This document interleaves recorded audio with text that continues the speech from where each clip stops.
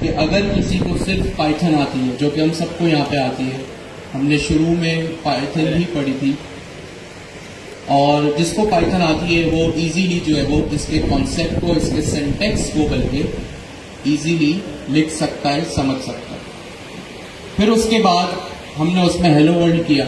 Hello world के बाद जब थोड़ी सी कहानी आगे बढ़ी तो हमने वर्चुअल एनवायरनमेंट्स को क्रिएट किया और देखा कि वो क्यों जरूरी है। फिर उसके बाद हमारी कहानी पहुंची बहुत ही एक गेम चेंजिंग कॉन्सेप्ट के ऊपर, जो कि था फंक्शन कॉलिंग। हमने देखा कि लार्ज लैंग्वेज मॉडल किस तरह से जो है वो millions and millions of parameters of data पे ट्रेन तो होता है, बट उसकी रिस्ट्रिक्शन ये होती है कि वो पर्सनलाइज्ड डाटा और रियल टाइम डाटा पे काम नहीं कर सकता। तो फिर हमने एक कॉन्सेप्ट वहां पे सीखा टूल कॉलिंग का, और टूल कॉलिंग में भी हमने 3 चीजें देखी। एक एजेंट सेस टूल, मतलब सिर्फ उसको डिस्कस किया, नॉट कोडिंग के लिहाज से, कि भाई आप अपने एजेंट्स को ही टूल बना दो। और होस्टेड टूल और एजेंट सेस टूल के लिए ये शर्त है कि आपके पास ओपन एआई की की जो है वो होना लाजमी है।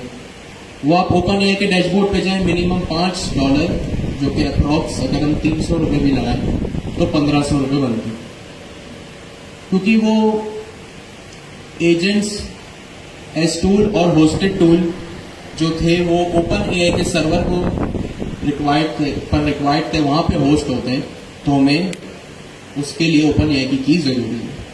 फिर हमने जो टॉपिक पिछले 2 क्लास में डिस्कस किया और ईच एंड एवरी डिटेल में जाके देखा कि उसके फाइनल आउटपुट क्या आता है। वो जो इतना लंबी चौड़ी लिस्ट में जो मल्टीपल क्लासेस को रिटर्न करता है, तो क्यों करता है, उसका क्या मकसद है। हमने देखा फंक्शन कॉलिंग में देखा कि किस तरह हम सिंपल पाइथन के फंक्शन को, एलएलएम को प्रोवाइड करके अपना काम, रियल टाइम काम या पर्सनलाइज काम करवा सकते हैं। हमने सबसे पहले उसमें सिंपल एक लाइन की स्ट्रिंग रिटर्न करके देखी, ताकि हमें कॉन्सेप्ट समझ आए कि ये काम हो कैसे रहा है।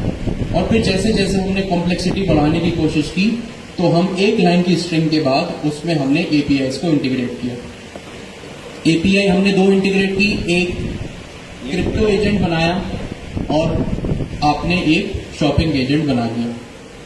ठीक है, सारा मकसद आपके सामने ही है कि जिस तरह आपने कोडिंग की, चाहे वो एजेंट की क्लास बनाई हो, चाहे वो पाइथन का फंक्शन बना के उसको टूल बनाया हो एलएलएम के लिए, और रनर को एग्जीक्यूट किया हो, आपने रनर को रन किया हो ताकि आपका एग्जीक्यूट हो सके एजेंट। ये सब चीजें आपने देखा कि पाइथन फर्स्ट का मतलब क्या है, आपको सिंपल पाइथन आती है और कोड इतना जो है वो रॉकेट साइंस या आपको कोई नई चीज सीखने की जरूरत नहीं हुई अपार्ट फ्रॉम पाइथन।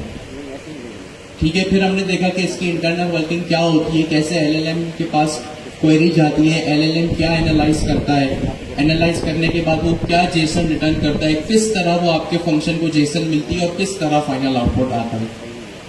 ये कॉन्सेप्ट बड़ा ही टेक्निकल है।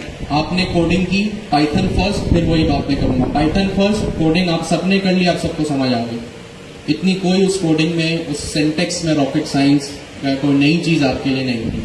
ईच एंड एवरी थिंग जो थी, हर चीज जो थी वो बिहाइंड द सीन्स समझने वाली थी कि एलएलएम क्या कर रहा है, हमारा कोड क्या कर रहा है और फिर किस तरह, कहाँ पे, किस पॉइंट पे जो है वो हमको रिजल्ट दिखाना। ये चीजें हम अब तक अपनी 5 क्लास में देख चुके हैं। ठीक है जी, होपफुली किसी को यहाँ पे आई अंडरस्टैंड फंक्शन कॉलिंग जैसा कॉन्सेप्ट समझना is not an easy task. ये आपने लास्ट क्लास में देखा होगा, फिर आप जब खुद कोड करने बैठे होंगे तब भी आपने इस चीज़ को एक्सपीरियंस किया होगा।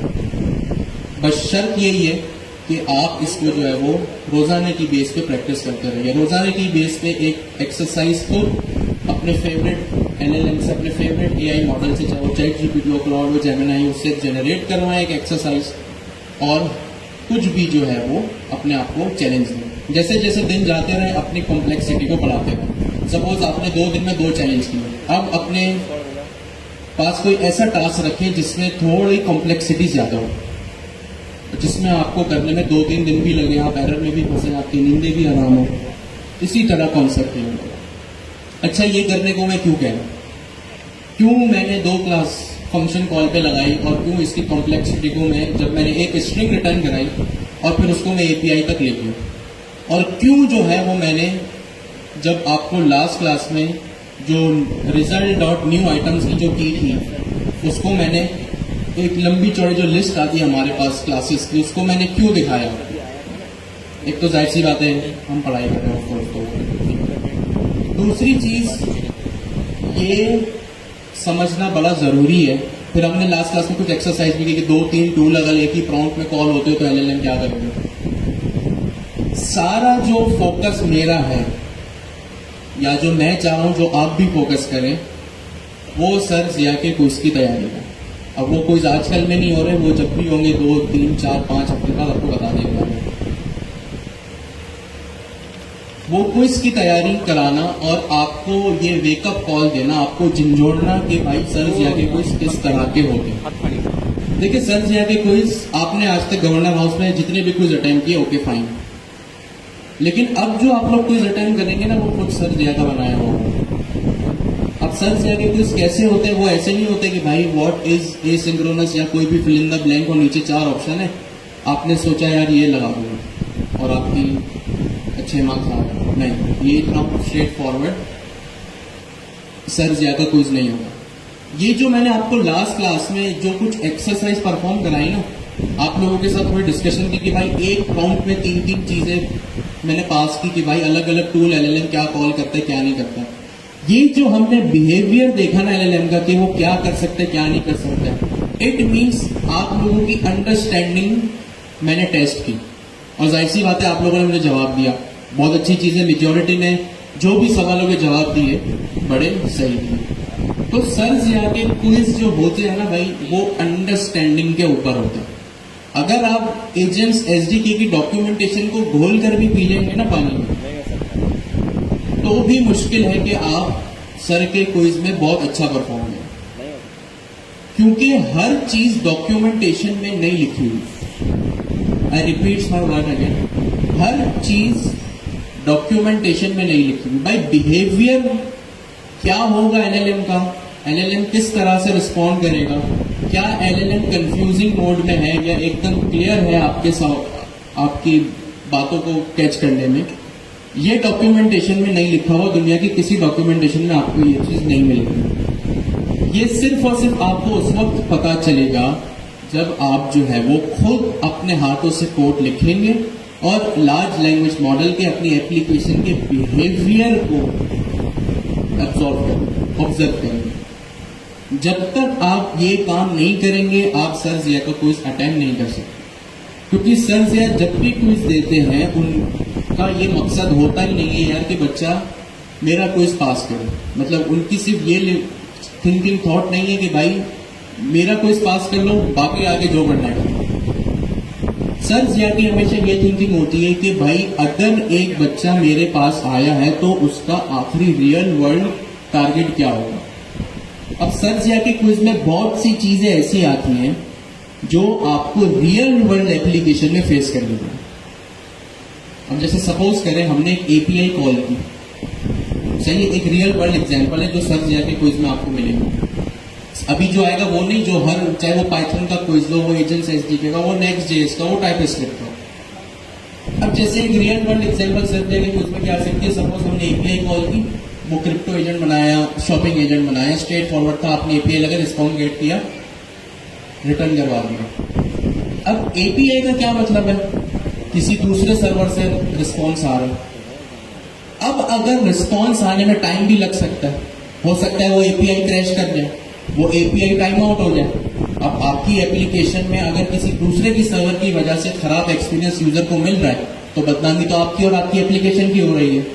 इस सिनेरियो में आप क्या करेंगे, सर जिया के खुद ऐसे होते, मे बी आप कोई फॉल बैक दे दें, मे बी आप कोई नोटिफिकेशन जारी कर दे कि भाई आपका रिस्पॉन्स जनरेट हो रहा है, once it's generated will get back. इस तरह की चीजें आप रियल वर्ल्ड में, आई अंडरस्टैंड, मुझे पता है यहाँ पे काफी लोग जो है वो इंडस्ट्री में काम करने वाले बैठे हुए, उन्होंने ये चीज अपनी वेब एप्लीकेशन में फेस की होगी कि भाई जब एपीआई क्रैश हो जाती है, टाइम आउट हो जाती है, प्रोडक्शन पे थोड़ी आप ये चीज दिखा सकते हो कि यार मेरी एपीआई क्रैश हो गई। आपने कोई ना कोई चीज जो है वो फॉल बैक में या टाइम आउट अगर कुछ हो रहा है तो उसमें बतानी है। तो इस तरह की चीजें अंडरस्टैंडिंग सर जैके क्विज में होती है। सर जैके उसकी तो हो रही है, बट एक एडिशनल चीज जो सर जैके क्विज में ये भी होती है, वो आपको एक वेकअप कॉल देना होता है, आपको झंझोड़ना होता है कि भाई रियल वर्ल्ड में आपको क्या क्या काम अपनी एप्लीकेशन में करने पड़ सकते हैं। जो अक्सर स्टूडेंट्स का एक सवाल होता है ना कि भाई लिस्ट, ऑब्जेक्ट, एरे, वेरिएबल तो समझ आ गया, रियल वर्ल्ड में उसको कैसे इंप्लीमेंट करें, तो सर जैके क्विज में होता है। इसीलिए वो रीजन था कि मैंने आपको सारी चीजें जो वो लिस्ट में इतनी लंबी चौड़ी क्लासेस रिटर्न हो रही थी और ये सारे बिहेवियर टेस्ट करवाए ताकि आपको ये पता चले कि आपको करना क्या है। कहीं आप से वो चीज आपके ब्लाइंड स्पॉट में ना हो कि यार ये तो हमें पता ही नहीं था। तो अभी तक हमने अपने 4 क्लास में ये काम किया। ठीक हो गया जी। आज का हमारा सबसे पहला टॉपिक है रनर। रनर अभी हमने देखा कि हमारे एजेंट्स को एग्जीक्यूट करने में जो क्लास यूज होती है, जो हमारे एजेंट्स को एग्जीक्यूट करने में हेल्प करता है, वो एक रनर की क्लास होती है। रनर की क्लास में हमारे पास 3 फंक्शंस होते हैं। आप गूगल पे आए और लिखें एजेंट्स एसडीके रनर। मेरे पास ये चीज यहाँ पे है तो मैं डायरेक्टली यहीं पे आ जाता हूँ। ये देखिए साइड बार में क्या चीज है, डॉक्यूमेंटेशन वाले जगह पे रनर, रनिंग एजेंट्स। ठीक हो गया जी। यहाँ पे हमारे पास 3 चीजें हैं। स्ट्रीमिंग का होगा, रन सिंग का होता है। हमारे पास 3 फंक्शंस होते हैं, रन, रन सिंग, रन स्ट्रीम। रन सिंग हम देख चुके हैं क्या होता है और क्यों होता है। हमारे साथ आज उमर भाई मौजूद है। ये आज हमें बताएंगे कि हमारे पास रन सिंक जो है क्या काम करता है। जी अस्सलाम वालेकुम। अच्छा, मेरा नाम मोहम्मद उमर है और आप लोगों की तरह मैं भी GISE का स्टूडेंट हूँ। अच्छा, इसके अलावा मैं PISC में भी पढ़ता हूँ और लेवल 1 का क्विज मैंने दे दिया है और मुझे पता है क्विज किस तरीके का होगा सर जिया का। जब क्योंकि लेवल 1 का एग्ज़ाम देने के बाद ये आइडिया हो गया है कि लेवल 2 का क्विज कैसा होगा। शायद कुछ लोग मौजूद भी हों यहाँ पे जिन्होंने PISC में लेवल 1 का एग्ज़ाम दे दिया है, तो उनको ये आइडिया होगा। खैर, अच्छा, सबसे पहले तो मैं सर का शुक्रिया अदा करूँगा कि सर ने मुझे चांस दिया यहाँ पे। अच्छा, आज जो टॉपिक्स हैं पढ़ाने के वो है रनर। सबसे पहले हमें ये पता होना चाहिए कि रनर होता क्या है। हम एजेंट तो बना लेंगे, एजेंट की क्लास में कॉल किया, उसके पैरामीटर्स दिए, नेम, इंस्ट्रक्शंस, मॉडल, ये जो भी उसके पैरामीटर्स हैं वो पैरामीटर्स देते हैं और एजेंट बन गया हमारा। ज़्यादा से ज़्यादा 4 लाइनों में, 5 लाइनों में, 6 लाइनों में हमारा एजेंट बन जाता है। लेकिन असल काम पता है क्या होता है? असल काम ये होता है कि उस एजेंट को चलाना, उस एजेंट को एग्जीक्यूट करना, और वो काम कर रहा होता है रनर। और रनर के कुछ मेथड्स होते हैं, क्लास मेथड्स हम उसको कहते हैं, फंक्शन भी कहते हैं, वो होते हैं जिनके थ्रू हम एजेंट को चला रहे हैं। और उसके अंदर बड़ा प्रोसेस है, एजेंट लूप होता है, काफ़ी सारी चीज़ें होती हैं, वो भी डिस्कस करेंगे अभी हम। लेकिन सबसे पहले हम ये देखते हैं कि एजेंट के 3 मेथड होते हैं जिनके थ्रू हम एजेंट को एग्जीक्यूट कर सकते हैं, रनर के। सबसे पहला होता है रनर डॉट रन, दूसरा होता है रनर डॉट रन स्ट्रिंग और तीसरा होता है रनर डॉट रन स्ट्रिंग। जैसे कि सर ने बताया कि आप लोग पढ़ चुके हैं, रनर डॉट रन सिंक पढ़ चुके हैं, तो हम स्टार्ट करेंगे रनर डॉट रन से, थोड़ा सा ओवरव्यू लेंगे, उसके बाद कोड देखेंगे कोड के थ्रू। अच्छा, रनर डॉट रन क्या होता है? देखिए, रनर डॉट रन से स्टार्ट होता है मैथड्स। देखिए, रनर डॉट रन जो होता है ना वो सिंक्रोनसली चल रहा होता है।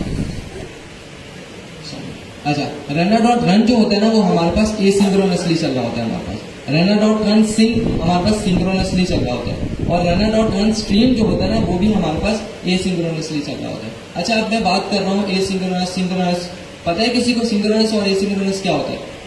टाइपस्क्रिप्ट में पढ़े होंगे आप लोगों ने, पाइथन में भी पढ़े होंगे। पता है किसी को क्या होता है रनर डॉट सिंक्रोनस क्या होता है, एसिंक्रोनस क्या होता है?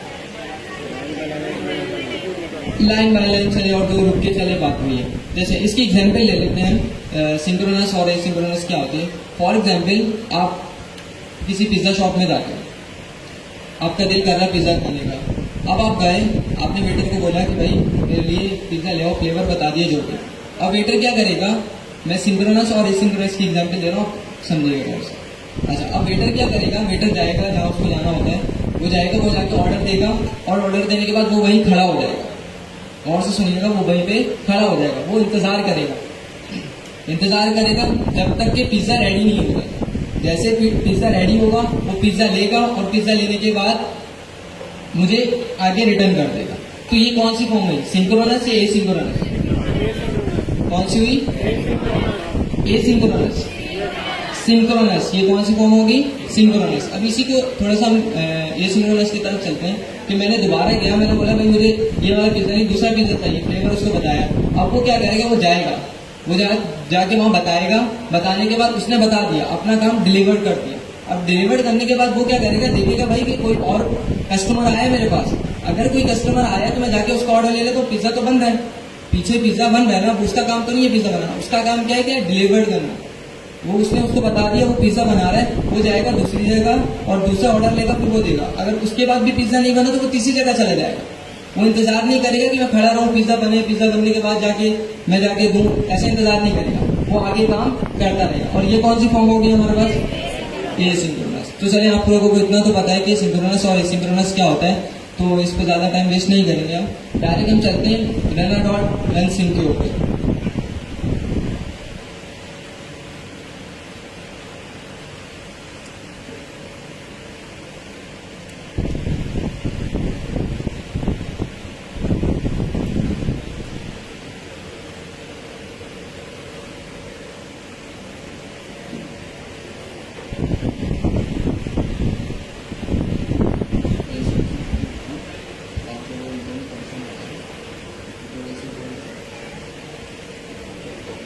अच्छा जी, तो अभी आपने एक अच्छी सी एग्जांपल सुनी जो है वो रन की और रन सिंक की। रन सिंक हमारे पास क्या होता है? सिंक्रोनस। क्या होता है? सिंक्रोनस। इसका मतलब क्या होता है? इसके अब हम पाइथन के कॉन्टेक्स्ट में इसको डिस्कस करते हैं। आपने पिज्जा वाली एग्जांपल तो सुन ली। सिंक्रोनस वर्क फ्लो क्या होता है? जब आपकी रिक्वेस्ट जाती है और रिक्वेस्ट जाने के बाद जब तक आपका रिस्पॉन्स ना आए, तब तक आपकी एग्जीक्यूशन ब्लॉक हो जाए। ये पाइथन के, अब इसके लिए आपको सिंक्रोनस और एसिंक्रोनस प्रोग्रामिंग थोड़ी समझनी पड़ेगी। सिंक्रोनस क्या होता है भाई? जब रिक्वेस्ट जाने के बाद रिस्पॉन्स जब तक ना आए तब तक क्या हो, आपकी जो है वो एग्जीक्यूशन ब्लॉक हो जाए। यानी जब तक रिस्पॉन्स नहीं आ रहा आपको वेट करना पड़ेगा। ठीक है, ये होता है सिंक्रोनस। सिंक्रोनस का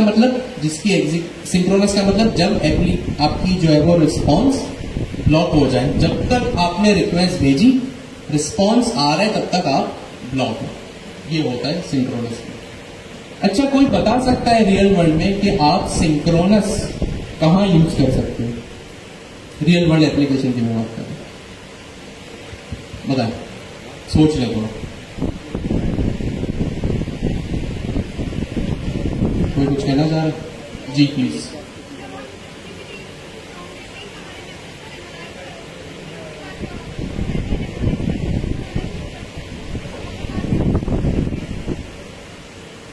सही है। तो आपने अभी ये कहा कि आपने एक जीपीटी को मैसेज भेजा और उसके बाद you are waiting for the reply. ये हो गया सिंक्रोनस। ठीक है, कोई आप एक ऐसी रियल वर्ल्ड एप्लीकेशन बता सकती है या एग्जाम्पल बता सकती है जहां पे वेट करना बनता है आपको?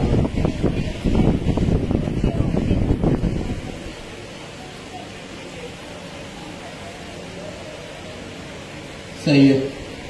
और कोई? जी सही है। अब एप्लीकेशन के कॉन्टेक्स्ट में कोई बताएगा? वेब एप्लीकेशन के कॉन्टेक्स्ट में? जी बिल्कुल। फॉर्म सबमिट करने के टाइम पे आपको लाजमी है कि आप वेट करें जब तक आपका फॉर्म सबमिट ना हो जाए, आप जाए नहीं। ठीक है, और कोई?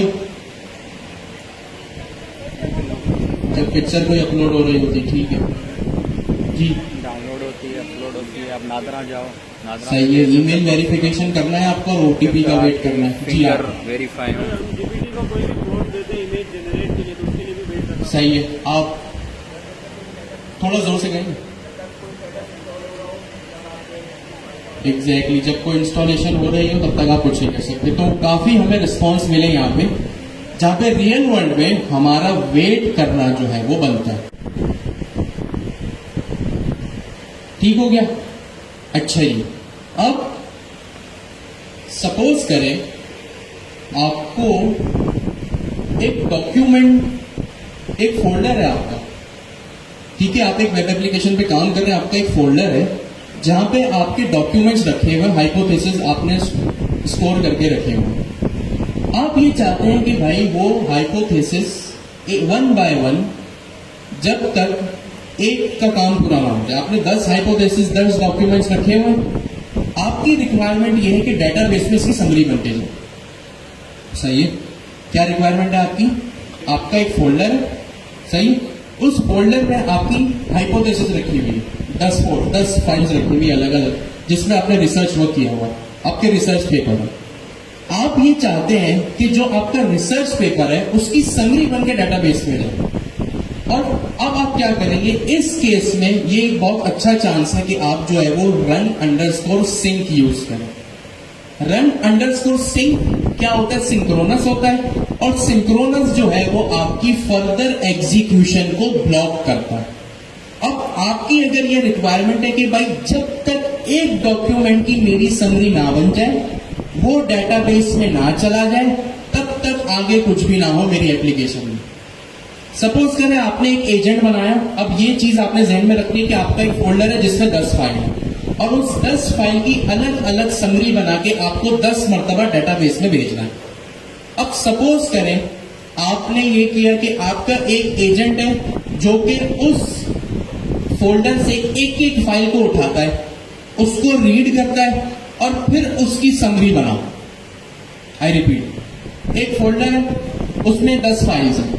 आप क्या चाहते हैं कि आपका एक एजेंट हो और उस एजेंट का काम ये हो कि वो एक एक फाइल को रिट्रीव करे, यानी पढ़े, वो काम आराम से हो सकता है। पाइथन में एक आपके पास फाइल हैंडलिंग का कॉन्सेप्ट है जिसमें आप अपनी फाइल को रीड करवा सकते हैं, बहुत आसान है, 4 लाइन का कोड है।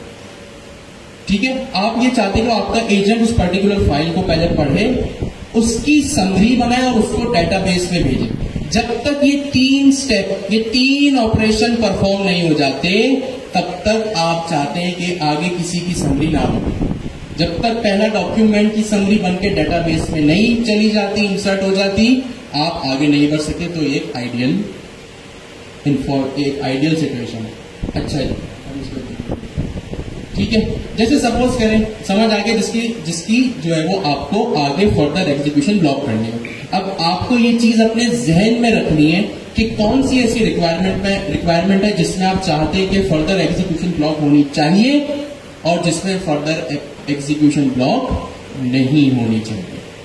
सही है? अब जब आपके सामने कोई प्रॉब्लम स्टेटमेंट आए तो आप इस चीज को जहन में रखें। अच्छा जी, ये तो हमने पहले भी किया था। तो मीनवाइल क्या किया, उमर भाई ने कोड कर दिया हमारे लिए _run को। रन सिंक तो हमने देख लिया, तब इसकी एग्जाम्पल भी हमने देख ली। और अभी तक जो भी हमने क्लासेस में यूज किया वो रन सिंक ही किया है। तो आपके पास एक और एग्जाम्पल है, एक ट्रांसलेटर एजेंट है। जब तक आप चाह रहे कि एक ट्रांसलेशन नहीं आ जाए, सपोज आपने लिखा हेलो हाउ आर यू, आप चाहते कि भाई पहले इसका जो आउटपुट है वो स्पेनिश में आए, फिर फ्रेंच में आए, फिर अरेबिक में आए, फिर उर्दू में। तो ये आपकी जो है वो स्टेटमेंट हो सकती है, रिक्वायरमेंट हो सकती है। अच्छा, अब उमर भाई ने क्या किया है, जो है वो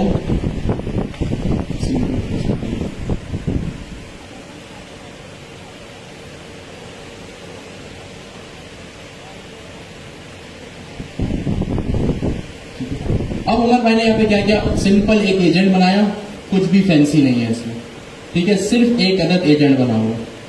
और अब यहाँ पे जिस तरह हम run_sync को यूज करते थे, रन को यूज करना थोड़ा सा यहाँ पे मुख्तलिफ है। कॉन्सेप्ट वही है, बस यहाँ पे थोड़ा सा इन्होंने मुख्तलिफ काम किया। वो मुख्तलिफ काम क्या है भाई? सबसे पहले इन्होंने runner.run को हमें कहा, उमर भाई ने हमें ये समझाया कि ये एसिंक्रोनस होता है। क्या होता है? एसिंक्रोनस होता है। एसिंक्रोनस क्या होता है? जिसकी एग्जीक्यूशन ब्लॉक ना हो। भाई अगर मैंने रिक्वेस्ट की रिक्वेस्ट करने के बाद अगर मेरे रिस्पॉन्स में टाइम भी लग रहा है तो मेरी एप्लीकेशन की एग्जीक्यूशन ब्लॉक नहीं होनी चाहिए। सिंक्रोनस में हमने क्या देखा, एग्जीक्यूशन ब्लॉक हो जाती है। एसिंक्रोनस में हमने क्या देखा, एग्जीक्यूशन ब्लॉक नहीं होती। अब जाहिर सी बात है एसिंक्रोनस है, और हमने ये टाइप स्क्रिप्ट के टाइम पे भी देखा, पाइथन के टाइम पे भी। जब भी कोई चीज एसिंक्रोनस होती है उसके साथ अवेट का कीवर्ड लगता है। ठीक है, उसके साथ क्या लगता है, अवेट का कीवर्ड लगता है। अब मुझे आप में से कौन बताएगा कि भाई ये एडिशनल काम लाइन नंबर 10 पे क्यों हुआ, और क्या ये एडिशनल भी है या ये रिक्वायर्ड है एसिंग डेफ मेन। भाई हमने आज से पहले तो एसिंग फंक्शन नहीं बनाया था, एसिंग डेफ मेन नहीं लिखा था। क्यों ये एसिंग डेफ मेन यहाँ पे लिखा गया, क्या ये एडिशनल है या क्या ये रिक्वायर्ड है? रिक्वायर्ड है। कैसे कह दिया आपने? कहा अवेट की वजह से, क्योंकि ये अवेट का कीवर्ड है, तो जब भी अवेट का कीवर्ड आएगा ये एसिंक्रोनस फंक्शन के अंदर ही आएगा, ये अकेले नहीं आ सकता। इसको एसिंक्रोनस फंक्शन की रिक्वायरमेंट है। यहां पे क्या हुआ है, रनर डॉट रन। ठीक है, रनर डॉट रन यहां पे कॉल हुआ। अब ये और बाकी सारी चीजें ये हैं। सबसे पहला पैरामीटर क्या है, ये भी हमारे पास 3 पैरामीटर्स को गैदर करता है। सबसे पहला पैरामीटर क्या है, सबसे पहला पैरामीटर क्या है, एजेंट। एजेंट क्या चीज है भाई, ये एजेंट है जो हमने पहले भी देखा। दूसरा सिस्टम प्रॉम्प्ट या यूजर प्रॉम्प्ट। सिस्टम प्रॉम्प्ट या यूजर प्रॉम्प्ट, यूजर प्रॉम्प्ट। पक्की बात है, कॉन्फिडेंस नहीं है आप लोग भाई, गलत भी बोले तो ऐसे बोले सामने वाला खुद सोचने पड़ेगा, लगता है मुझे ही नहीं आता। ये सिस्टम प्रॉम्प्ट है या यूजर प्रॉम्प्ट है? यूजर प्रॉम्प्ट है। तो सिस्टम प्रॉम्प्ट ये रहा मेरा। सिस्टम प्रॉम्प्ट में, यूजर प्रॉम्प्ट में मैं बताऊंगा कि भाई यूजर को क्या करवाना है। तो मैंने कहा भाई hello how are you, run config, मतलब जो मेरा कॉन्फिग का ऑब्जेक्ट मेरे कनेक्शन डॉट py में रखा हुआ, प्रिंट करवा दिया, फाइनल आउटपुट, बस सब सेम है यहाँ पे। ठीक है, सिंटेक्स आपने देख लिया, सिवाय इन 3 अल्फा, एक ये एडिशनल फंक्शन अवेट और ये रन, सिवाय इन 3 चीजों के आपने यहाँ कुछ भी नहीं किया। पहले आप रन सिंग करते थे, अब क्या करते हैं, रन अंडर, पहले आप रन अंडरस्कोर सिंग करते थे, अब क्या करते हैं, रन का मेथड चलाते। ठीक है, अब एसिंक्रोनस का क्या मतलब होता है, एग्जीक्यूशन ब्लॉक ना हो। अच्छा, एक यहाँ पे एडिशनल चीज, अभी इफ अंडरस्कोर अंडरस्कोर मेन, ये 2 बार अंडरस्कोर लगाया हुआ, इसको फिलहाल 2 मिनट के लिए आप इग्नोर करें। एक चीज जो यहाँ पे न्यू और मजीद है आप लोगों के लिए, वो है एसिंक आयो डॉट रन, और इस रन के अंदर आपने जो है वो मेन कॉल किया। उमर भाई आप बता सकते हैं कि आपने ऐसा क्यों किया? सिंपल मेन कॉल कर देते।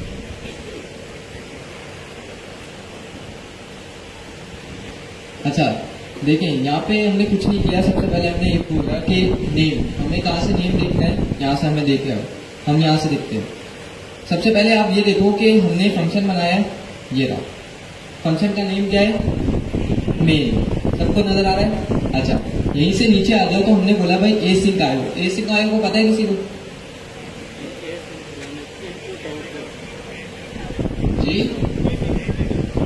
जी बिल्कुल, एसिंक्रोनस इनपुट और आउटपुट। तो हमने बोला भाई एसिंक आयो कि भाई आपका जो इनपुट होगा और आउटपुट होगा वो क्या होगा, एसिंक्रोनस होगा। हमने बोला भाई डॉट रन, रन का मतलब क्या होता है, हम जो मेथड यूज कर रहे हैं, सही है। उसके बाद मैंने बोला रन को कॉल की, रन को कॉल करने के बाद उसके अंदर मैंने अपने फंक्शन को कॉल किया। कौन से फंक्शन को कॉल किया मैंने, ये वाला जो मैंने यहाँ पे एसिंक फंक्शन बनाया था, इसको मैंने उसके अंदर कॉल कर दिया। ठीक हो गया जी, बिल्कुल। अब आपने क्या किया, मेन को कॉल किया एसिंक आयो डॉट रन के अंदर। इसकी क्या जरूरत पड़ी भाई, और डिटेल में देखते हैं। इसकी जरूरत ये पड़ी कि हमारे पास ये एसिंक आयो सबसे पहले क्या है, लाइन नंबर 19 पे जो मैंने लिखा है, देखिए सबसे पहले है ना, मैंने इसको लाइन नंबर 1 पे इंपोर्ट भी किया। क्या किया है, इंपोर्ट किया, इसका मतलब ये एक मॉड्यूल है, ठीक है। अब मेरे पास async IO नाम का पाइथन में एक मॉड्यूल है जो मुझे एसिंक्रोनस काम करने में हेल्प करता है। क्या करता है? एसिंक्रोनस काम करने में हेल्प करता है। अच्छा जी, नंबर 1 कि भाई जब भी आपको एसिंक्रोनस काम पाइथन में करवाना हो तो एक स्पेशल लाइब्रेरी भी मौजूद है। क्या कहा मैंने? एसिंक्रोनस काम जब भी आपको पाइथन में करवाना हो तो एक लाइब्रेरी भी मौजूद है जिसका नाम है एसिंक IO। एसिंक का मतलब एसिंक्रोनस, आई का मतलब इनपुट, ओ का मतलब output. Asynchronous input output dot run, ये रन इस लाइब्रेरी का एक मेथड है जो कि आपको आर्गुमेंट देने की, और मुझे मेरे फंक्शन मेन एग्जीक्यूट करवाना था तो यहां पे मैंने क्या किया, इस मेन को यहां पे विथ राउंड ब्रैकेट्स पास कर दिया। तो अब क्या होगा? एक तो पहली चीज, जब भी मुझे पाइथन में, और ये स्टैंडर्ड भी बन चुका, पाइथन में एसिंक्रोनस काम करवाना हो तो मैं एसिंक IO की लाइब्रेरी यूज करता हूं। इसमें रन बहुत सारे फंक्शन में से रन एक फंक्शन है जो कि मेरा वो फंक्शन लेगा जो मुझे एग्जीक्यूट करवाना। नंबर 1। नंबर 2, इसको यूज करने की क्या वजह है? आप जब अपना काम एग्जीक्यूट करते हो ना तो आपके पास एक अलग इवेंट लूप होता है। क्या होता है? Event loop. इवेंट लूप क्या होता है इसको हम बाद में डिस्कस करेंगे, अभी हमारा जो डिस्कशन है उसकी बाउंड्री यहीं तक है। इवेंट लूप, एजेंट लूप, दोनों को हम आगे जाके डिस्कस करेंगे। 2 रीजन की वजह से हम एसिंक IO को यूज कर रहे हैं। नंबर 1, जब भी आपको एसिंक्रोनस काम पाइथन में करवाना तो हमारे पास एक लाइब्रेरी है async IO। Number 2, event loop की वजह से। व्हाट इज इवेंट लूप, ये हम आगे जाके देखेंगे। अब बहुत सारे फंक्शन यहाँ पे, रन है, गैदर है, वेट फॉर है, वेट है, बहुत सारे फंक्शन है। अभी हमारा काम का जो है वो रनने के बाद हम इस फंक्शन को चला रहे, ठीक है। दूसरी चीज हमारे पास अभी सारा डिस्कशन कॉन्सेप्चुअल है। अभी जब आप इसको रन करेंगे तो आपको एज सच कोई मेजर चेंज बिहेवियर में नहीं मिलेगा, बस एक एसिंक्रोनस का डिफरेंस है। अब इस लाइन को डिस्कस करते हैं। भाई इसका मतलब सिंपल एक लाइन में ये है, आपके पास पाइथन में 2 किस्म की, या किसी भी मॉड्यूल में जावास्क्रिप्ट में 2 किस्म की फाइल होती है। कितने किस्म की? 2 किस्म की। एक वो फाइल जो आपकी मेन एंट्री पॉइंट होती है। क्या होती है? एंट्री पॉइंट, जो कि जिम्मेदार होती है आपकी पूरी एप्लीकेशन को चलाने में। आई रिपीट, आपके पास 2 किस्म की फाइल्स होती है। एक वो जिम्मेदार फाइल जो कि एंट्री पॉइंट होती है, जिसका काम, जिसकी जिम्मेदारी ये होती है कि वो पूरे प्रोग्राम को एग्जीक्यूट करे। आप लोगों ने नेक्स्ट.js पढ़ी? नेक्स्ट.js में आप लोगों ने देखा कि आपकी जो सबसे मेन फाइल थी वो layout.tsx थी। उस layout.tsx में हर चीज आप कर सकते हो, इवन कि आपका जो page.tsx भी रेंडर होता था ना, वो layout.tsx की वजह से रेंडर होता था। तो वो layout.tsx क्या हुई? मेन एंट्री पॉइंट हुआ, यानी अगर ये फाइल होगी तो एप्लीकेशन चलेगी। तो ये इस लाइन को लिखने का मकसद ये है कि भाई इस वक्त जो मेरे पाइथन में, मेरे पास अभी मल्टीपल फाइल्स है ना, एक main.py है, एक connection.py है, ये साइड बार में आप देखिए, एक main.py, एक connection.py, आगे जाके ये 20, 50, 100 फाइल्स हो सकती है। तो इस लाइन को लिखने का मकसद सिर्फ और सिर्फ ये है कि मैं पाइथन को इंडिकेशन दूं कि ये जो मेरी फाइल है ये एक मेन एंट्री पॉइंट है मेरी एप्लीकेशन। बस एक मेन एंट्री पॉइंट जो मेरी एप्लीकेशन का होगा उसमें ये चीज लगेगी, और ये फंक्शन, ये लाइन हमेशा हमेशा सेम रहेगी। क्या रहेगी? हमेशा हमेशा सेम रहेगी, ठीक है। अब मे भी आप लोगों को ये लग रहा हो कि भाई इस मेन का और इस मेन फंक्शन का कोई आपस में कनेक्शन है। नहीं, ऐसा नहीं है। अगर मैं अपने इस फंक्शन का नाम ये भी कर दूंगा ना इस तरह से, तो भी ये चेंज नहीं होगा, ये हमेशा हमेशा ऐसे ही होगा। अब इसको एग्जीक्यूट करेंगे तो ज्यादा आपको कुछ डिफरेंस पता नहीं चलेगा, जो आपको थ्योरी है वो मेन। अच्छा, एसिंक्रोनस आप लोगों की नजर में रियल वर्ल्ड एप्लीकेशन में जहां पे ये बनता है कि यूजर वेट ना करे, आपको क्या लगता है कब होना चाहिए? जबरदस्त, बहुत अच्छी बात की है, बहुत अच्छी एग्जाम्पल जी। रिस्पॉन्स जनरेट कर रहा हूं वो तो ठीक है आपकी बात, लेकिन ऐसी कौन सी आपको लगता है कि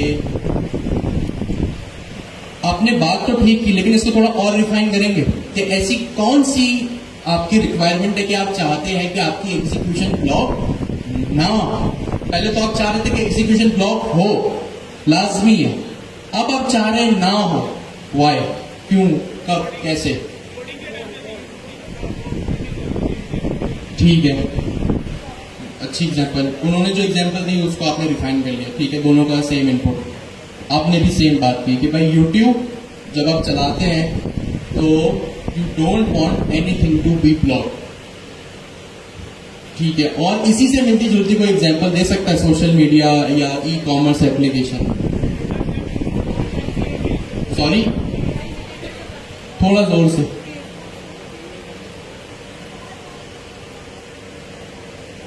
सही है, इंस्टाग्राम आप अपलोड करते हैं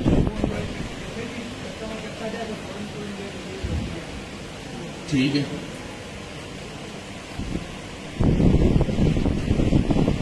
आपके पास है जी प्लीज।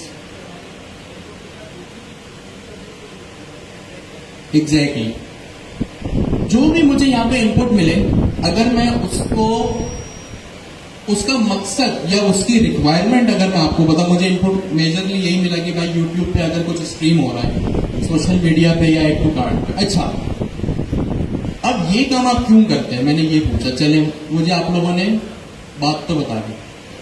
भाई सपोज करें अगर हमने यूट्यूब की एग्जांपल ली या कोई भी सोशल मीडिया की एग्जांपल ली, आपके पास लिंक्डइन है, फेसबुक है, इंस्टाग्राम है। अब इंस्टाग्राम के एग्जांपल लेते हैं। इंस्टाग्राम पे क्या क्या हो सकता है? आपको मैसेजेस किसी के आ सकते हैं, सपोज करें आपके दोस्त ने आपको एक रील भेजी, आपके फ्रेंड रिक्वेस्ट भेजी, फॉलोअर रिक्वेस्ट किसी ने भेजी आपको, दो चीज। तीसरी चीज जो वो मेन फीड, मेन टाइमलाइन होती है आपकी, वो और भी मुख्तलिफ चीजें हो सकती है। अभी फिलहाल हम तीन कोई ये एग्जाम्पल लेके चलते हैं कि सपोज एक आपकी, और इन तीनों की अलग अलग एपीआई है। भाई जो आपकी मेन टाइमलाइन है उसकी एक एपीआई है कि भाई जब टाइमलाइन में आपके इतने सारे पोस्ट दिख रहे होते हैं उसकी एक एपीआई है। जो आपको फॉलोअर रिक्वेस्ट भेजता है उस फॉलोअर रिक्वेस्ट की एक दूसरी एपीआई है, और जो आपको मैसेज करता है उसकी एक तीसरी एपीआई। तीन अलग अलग एपीआई है, यस और नो, ये समझ आया? यस और नो, ठीक है, तीन एपीआई। एपीआई क्या है? दूसरे का सर्वर, या हो सकता है मेरा खुद का भी बनाया हुआ सर्वर हो लेकिन क्लाउड पर डिप्लॉय, ठीक हो गया? तीन एपीआई है। क्या आपको ऐसा लगता है यार, जब तक ऐसा शायद मैं चाहूं, या अगर आप एक एप्लीकेशन इंस्टाग्राम जैसी बना लें, क्या आपको ऐसा लगता है कि जब तक यूजर की पूरी टाइमलाइन लोड ना हो जाए तब तक उसको कोई मैसेज भी शो ना हो? आई रिपीट अगेन, जब तक यूजर की टाइमलाइन पूरी लोड ना हो जाए तब तक मैसेज भी उसको शो ना हो। क्या इस बात का कोई सेंस है, कोई लॉजिक है या नहीं? सोच के बताएं, यस और नो कॉन्फिडेंट जवाब में। डज नॉट मैटर आप गलत है, लेकिन दिमाग लगाएं अपना। भाई मैं चाह रहा हूं जब तक फीड लोड ना हो मैसेज ना आए। होना चाहिए ऐसा? नहीं होना चाहिए, नहीं होना चाहिए। भाई मैसेज जब आ जाए, कोई भी पेज शो करा दो, इंस्टाग्राम पे जब भी कोई पोस्ट नहीं आए शो करा दो, जब भी फॉलो रिक्वेस्ट आए शो करा दो। इसका मतलब किसी का काम किसी की वजह से रुके ना। अगर यही काम में रन अंडरस्कोर सिंक में करता ना तो सिंक्रोनस मतलब रुक जाता। लेकिन मेरे पास तीन अलग अलग एपीआई है, हो सकते हैं आगे जाके 30 भी हो, 40 भी हो, 50 भी हो। किसी एपीआई का काम, किसी एपीआई का रिस्पांस किसी दूसरी एपीआई की वजह से ना रुके, ठीक है? इस तरह के काम में मैं रन यूज करूंगा। क्यों? क्योंकि रन एसिंक्रोनस है और एसिंक्रोनस किसी के काम को ब्लॉक नहीं करता। जैसे आप लोग यहाँ अटेंडेंस लगा, आप लोग अटेंडेंस लगाने पूरी बार लंबी चौड़ी लाइन, और अभी तो मैंने एक एप्लीकेशन की एग्जांपल दी, हो सकता है ये मल्टी यूजर की एप्लीकेशन है। सपोज करें मल्टी टेनेंट एप्लीकेशन, टेनेंट का मतलब यूजर। सपोज करें आप भी एक एजेंट से बात करें, मैं भी एक एजेंट से बात कर रहा हूं, लेकिन हम दोनों अलग अलग यूजर। जब तक आप यूजर ए है, मैं यूजर बी हूं, भाई आपने एक रिक्वेस्ट की, यूजर ए ने एक रिक्वेस्ट की, यूजर बी ने भी एक रिक्वेस्ट की। अब हो सकता है कि अगर आपने रन अंडरस्कोर सिंक यूज किया है, तो जब तक यूजर ए का रिस्पॉन्स ना आए, यूजर बी लाइन में खड़ा रहे। जैसे आप यहाँ अटेंडेंस लगाते हैं, सपोज करें आप जो कार्ड है ना आपका, वो आप लोग अटेंडेंस लगा रहे हैं, ये पूरा एक प्रोसेस है, ठीक है। सपोज करें आप अटेंडेंस लगाई जा रहे हैं, कोई एक स्टूडेंट ऐसा है जिसके पास कार्ड ही नहीं है। अब वो अपना कार्ड अपने बैग में ढूंढ रहा है, वॉलेट में ढूंढ रहा है, पॉकेट में ढूंढ रहा है। अब उससे क्या होगा कि जब तक उसकी अटेंडेंस नहीं लगेगी ना, पीछे सब गर्मी में परेशान होंगे लाइन लगा के। तो इसका मतलब क्या है कि भाई इसकी एक की वजह से एग्जीक्यूशन ब्लॉक हो गई, तो ये तो गलत बात है, ठीक है। ऐसा तो नहीं होना चाहिए। अगर कोई ऐसा मसला है कि एक तो अगर अपना कार्ड फाइंड आउट करने में देर लग रही है, call back Q call stack होता है, वो एक अलग चीज, ठीक है। तो ये एक हमारे पास चीज हो सकती है रन यूज करने की। अभी आपको यूज करना है, सेंस करना है कि कब आप सिंक्रोनस यूज करो, कब आप ए सिंक्रोनस यूज करो। आप चाहते हैं कि जब तक वेरिफिकेशन पूरी ना हो जाए, बैंकिंग एप्लीकेशन है, जब तक पेमेंट प्रोसेस हुई, कंफर्मेशन मैसेज आया, पैसे ना कटे, ठीक है, आपने मुझे पैसे ट्रांसफर किए, तो जाहिर सी बात है आपके अकाउंट से जब तक डिडक्शन नहीं होगी, प्रोसेस आगे नहीं जा, थैंक यू का मैसेज नहीं आना चाहिए, और वो मजीद कॉम्प्लेक्सिटी हो सकती है। तो ये आपके पास रन का इतना सिंपल सा सिंटेक्स है, और आप मेजरली रन को ही यूज करेंगे या मेजरली स्ट्रीमिंग को ही यूज करेंगे। अभी स्ट्रीमिंग हम देखते क्या होगा। अब आप स्ट्रीमिंग एग्जीक्यूट ना करें इसको, उसका कोई फर्क नहीं पड़ेगा। इसको हो सकता है आपको एग्जीक्यूट करना है, तो आप ये ओपन करेंगे, यहाँ पे चला। मेन काम अभी हम रन स्ट्रीमिंग।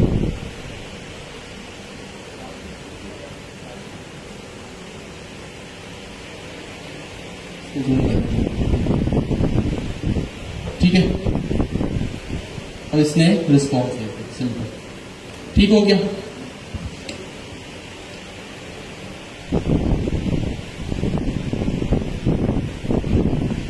स्ट्रीमिंग समझाया हमारा ये।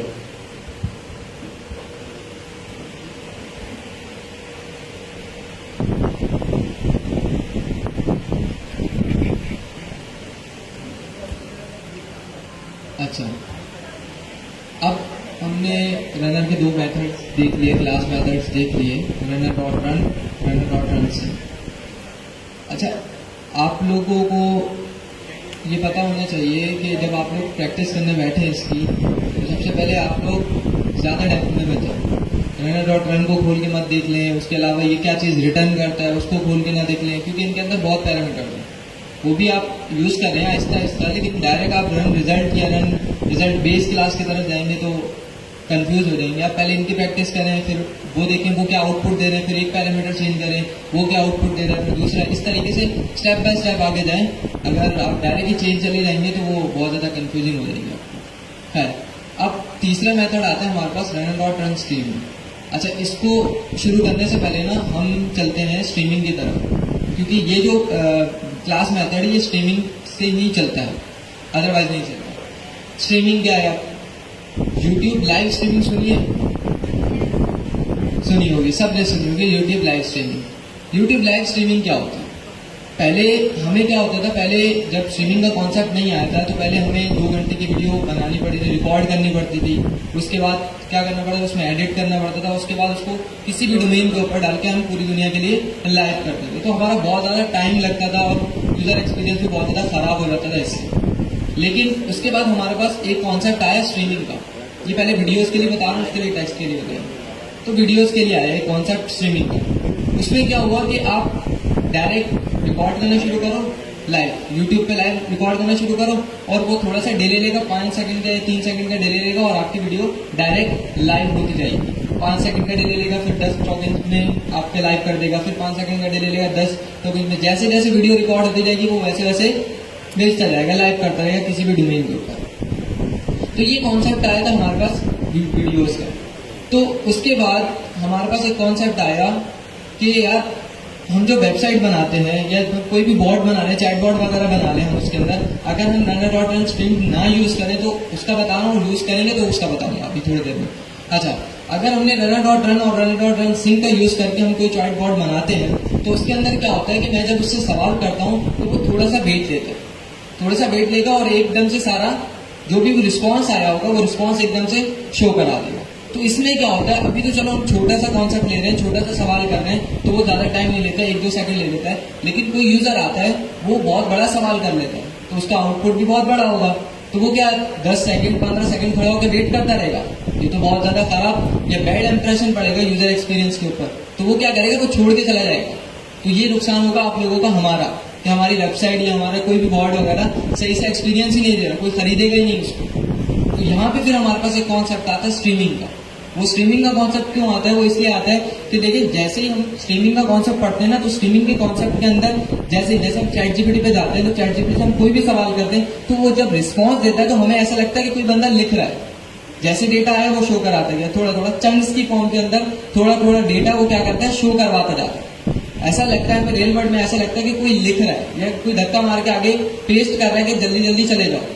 इससे क्या होता है कि जैसे ही हमारे बॉट ने पहले हेडिंग दी तो यूजर क्या होगा, वो हेडिंग पढ़ना शुरू करेगा जब तक हमारा जो बॉट होगा वो सारी चीजें प्रिंट करवा देगा। तो इससे क्या हुआ कि यूजर एक्सपीरियंस हमारा बच गया। जो हमें पहले टाइम लग रहा था कि 15 सेकंड हमारा जितना भी बड़ा रिस्पांस हो तो हमारा जो यूजर होगा वो खड़ा होकर बस वेट करता रहे कि देखे जैसे पूरा रिस्पांस आया तो उसके बाद वो दे, लेकिन स्ट्रीमिंग के अंदर ये हुआ कि वो क्या कर रहा है, वो देखता रहा थोड़ा थोड़ा, जैसे उसने ऊपर वाली लाइन देना शुरू की जब तक पूरा सारा कोड एग्जीक्यूट करके हमें शो करवा देगा। तो ये असल में कॉन्सेप्ट होता है स्ट्रीमिंग का, जो कि जैसे ही हमारे पास आता है वो चंक्स की फॉर्म के अंदर थोड़ा थोड़ा डेटा शो करवाता रहता है, जब तक पीछे से रिलोड होता है वो आगे शो करवा देता है, फिर रिलोड होता है फिर वो शो करवाता रहता है स्टेप बाय स्टेप चंक्स की फॉर्म के अंदर। जबरदस्त, ईच एंड एवरीथिंग जो है वो अपनी इन्होंने रन स्ट्रीमिंग के बारे में एक्सप्लेन किया। अब आप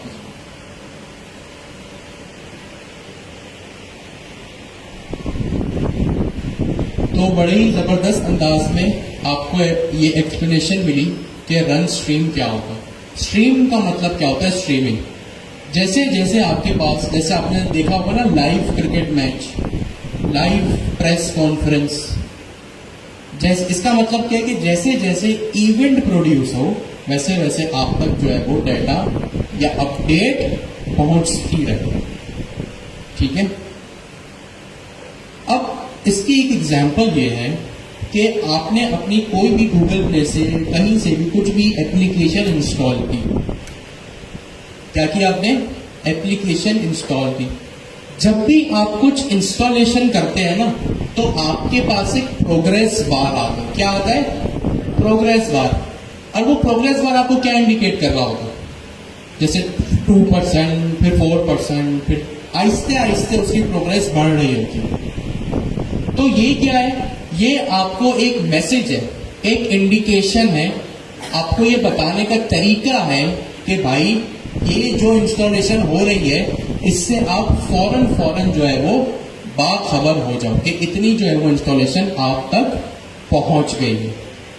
ठीक है, जैसे अब सपोज करें आप अगर मैं अभी आपसे बात कर रहा हूं, मैं आपसे बात कर रहा हूं, आप मुझसे बात कर रहे हैं, मैं जैसे जैसे कुछ बोल रहा हूं वैसे फौरन आपको मेरी आवाज आ रही है, या जब मैं अपना सेंटेंस कंप्लीट कर लेता हूं उसके बाद पूरा सेंटेंस आपको सुनाई देता है। ए या बी, ए।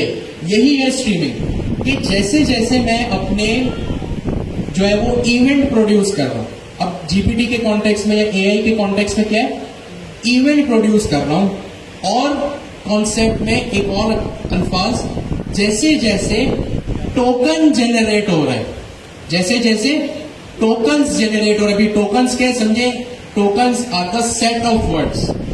ठीक है, अल्फाज वर्ड क्या होता है, सेट ऑफ लेटर। ठीक है, मेरा नाम है अली, ALI, ये पूरा एक वर्ड है, और वर्ड किससे बनता है, सेट ऑफ लेटर से। ALI अली, इसमें कितने लेटर हैं, 3। अब टोकन्स क्या होते हैं, आसान लफ्जों में सेट ऑफ वर्ड्स। जैसे जैसे टोकन्स प्रोड्यूस हो रहे हैं आप तक जो है वो डाटा पहुंचता चला जाए। तो लाइव जैसे जैसे आपके पास अब जीपीटी इसमें कहाँ आएगा, अब आपने आज तक जितना भी रिस्पॉन्स देखा, रन स्ट्रिंग को यूज करते हो सकता है आप लोगों ने पहले ही रन यूज कर लिया, अचानक से जैसे आपके पास जब एआई, जैसे आपका एलएलएम जब रिस्पॉन्स पूरा जनरेट करता था ना, आपके टर्मिनल में एक से झटके से रिस्पॉन्स आता है एकदम बिल्कुल तेजी से। ये स्ट्रीमिंग है या नहीं है? यस और नो?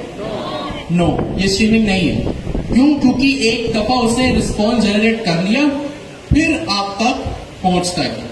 सपोज करें आपके घर में खाना बन रहा है, अब खाना बनेगा फिर टेबल पे आएगा, ये स्ट्रीमिंग है या स्ट्रीमिंग नहीं है? नहीं। आप होटल में गए, खाने का वेट कर रहे हैं, ये स्ट्रीमिंग नहीं है। खाना आ गया, सपोज करें आपने बोला यार 2 पराठे ले आओ, थोड़ी देर में बोला 1 ले आओ, फिर बोला ये ले आओ, क्या ये स्ट्रीमिंग है या ये भी नहीं है? ये क्यों नहीं है? जैसे जैसे आप बोलते जा रहे हो वो आ जा रहे। भाई स्ट्रीमिंग का मतलब ये है, आप जैसे रिक्वेस्ट भेजे चंक्स में डाटा आपके पास आता है। हो सकता है ये, ठीक है। तो स्ट्रीमिंग का क्या मतलब होता है? जैसे टोकन्स प्रोड्यूस हो आपके पास डाटा पहुंचता है डेल्टा की क्लास में।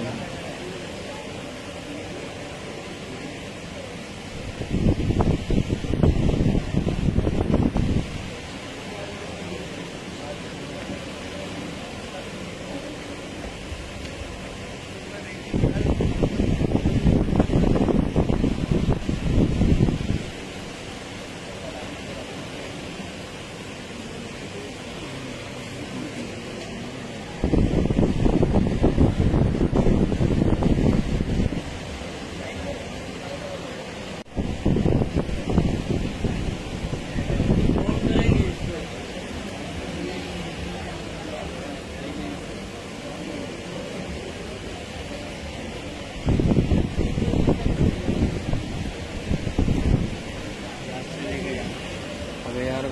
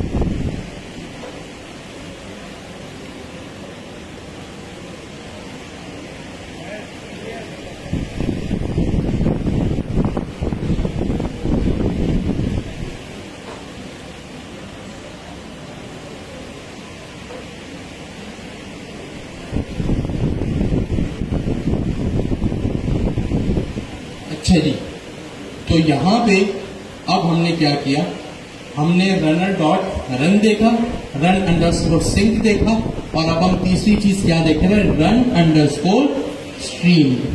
ये वही स्ट्रीमिंग मेथड है जिसकी हमने अभी बात की कि जैसे जैसे डाटा या रिस्पॉन्स जनरेट हो आपके लार्ज लैंग्वेज मॉडल की तरफ से, वैसे वैसे आपको जो है वो रिस्पॉन्स आप तक पहुंचता है। इसके भी वही 3 पैरामीटर्स हैं। सबसे पहला पैरामीटर आपका एजेंट, दूसरा आपका प्रॉम्प्ट, तीसरी चीज आपकी कॉन्फ़िगरेशन जो कनेक्शन डॉट py से है। अब एक एडिशनल चीज यहां पे आपको एक फॉर लूप लगाना पड़ेगा।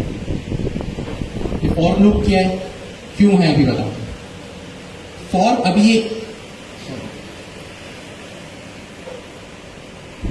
फॉर इवेंट, आपको फॉर लूप का सिंटैक्स पता है कि फॉर के बाद जो सबसे पहला वर्ड आता है वो आपका अपना नया बनाया हुआ एक वेरिएबल होता है। क्या होता है, नया बनाया हुआ वेरिएबल होता है, जिसको आप उस फॉर लूप के स्कोप में यूज करते हो। इन रिजल्ट डॉट स्ट्रीम इवेंट्स।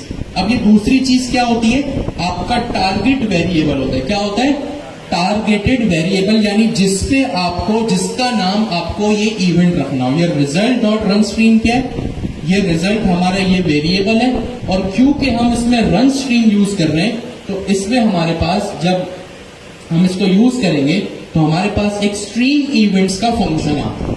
ये स्ट्रीम इवेंट्स का फंक्शन रिस्पॉन्सिबल होता है आपको लाइव डाटा दिखाने में। ठीक है, इवेंट आपका खुद का बनाया हुआ वेरिएबल जो कि आप फॉर लूप के स्कोप में यूज कर सके, और result dot run stream events का मतलब क्या होता है, ये वो फंक्शन है जो रिस्पॉन्सिबल है आपके डाटा को लाइव दिखाने में। ठीक है, अब आगे चलते हैं।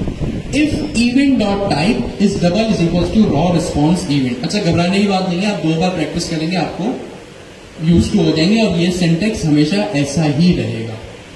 ठीक है, if event dot type is double is equal to raw response event and is instance event dot data, इसकी type response text delta event. इस पूरी लाइन का समराइज ये है, इसका मतलब ये कि जब आप स्ट्रीमिंग चलाएंगे तो एक टेक्स्ट फॉर्मेट में, क्या कहा मैंने, जो टेक्स्ट फॉर्मेट में आपको रिस्पॉन्स मिलेगा आपको वो रिट्रीव करना।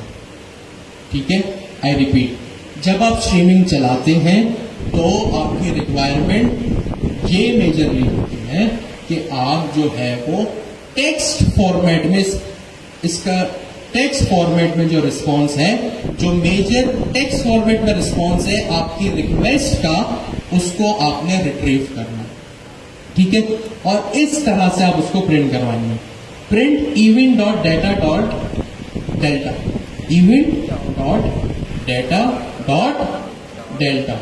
इसका मतलब ये है, अब देखिए, अगर आपकी प्रोग्रामिंग स्ट्रांग है ना, अगर आपने पिछला हर चीज पढ़ा तो आपको पता है कि आप यहाँ पे event dot data dot delta को यूज कर रहे हैं। इसका मतलब ये है, आपने जो यहाँ पे इवेंट नाम का एक वेरिएबल बनाया, इसमें बहुत सारे ऑब्जेक्ट्स हो सकते हैं या ऑब्जेक्ट की कीज हो सकती हैं।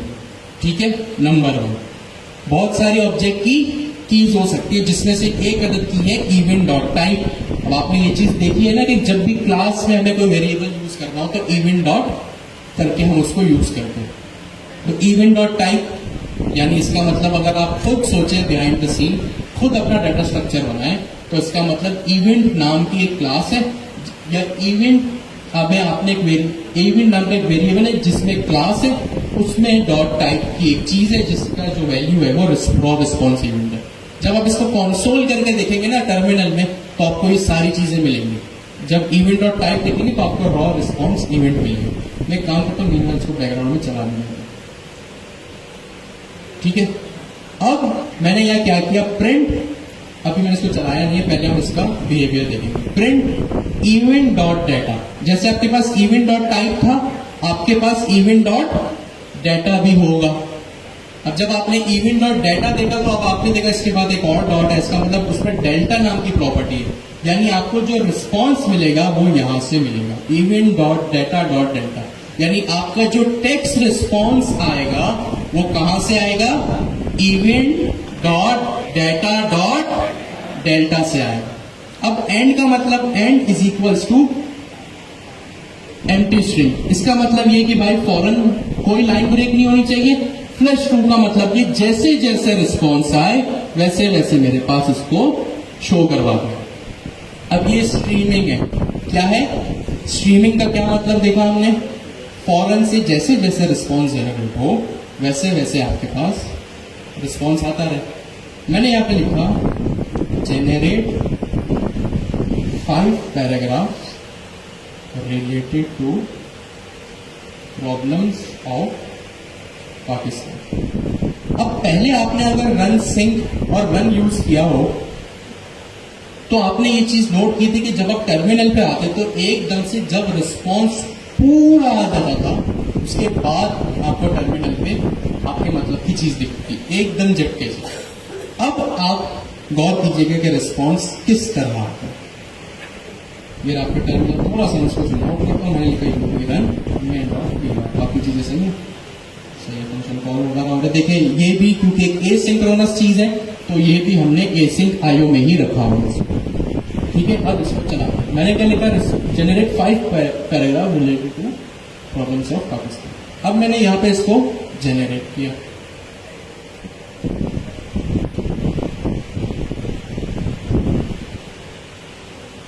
ये देखें किस तरह से ये आ,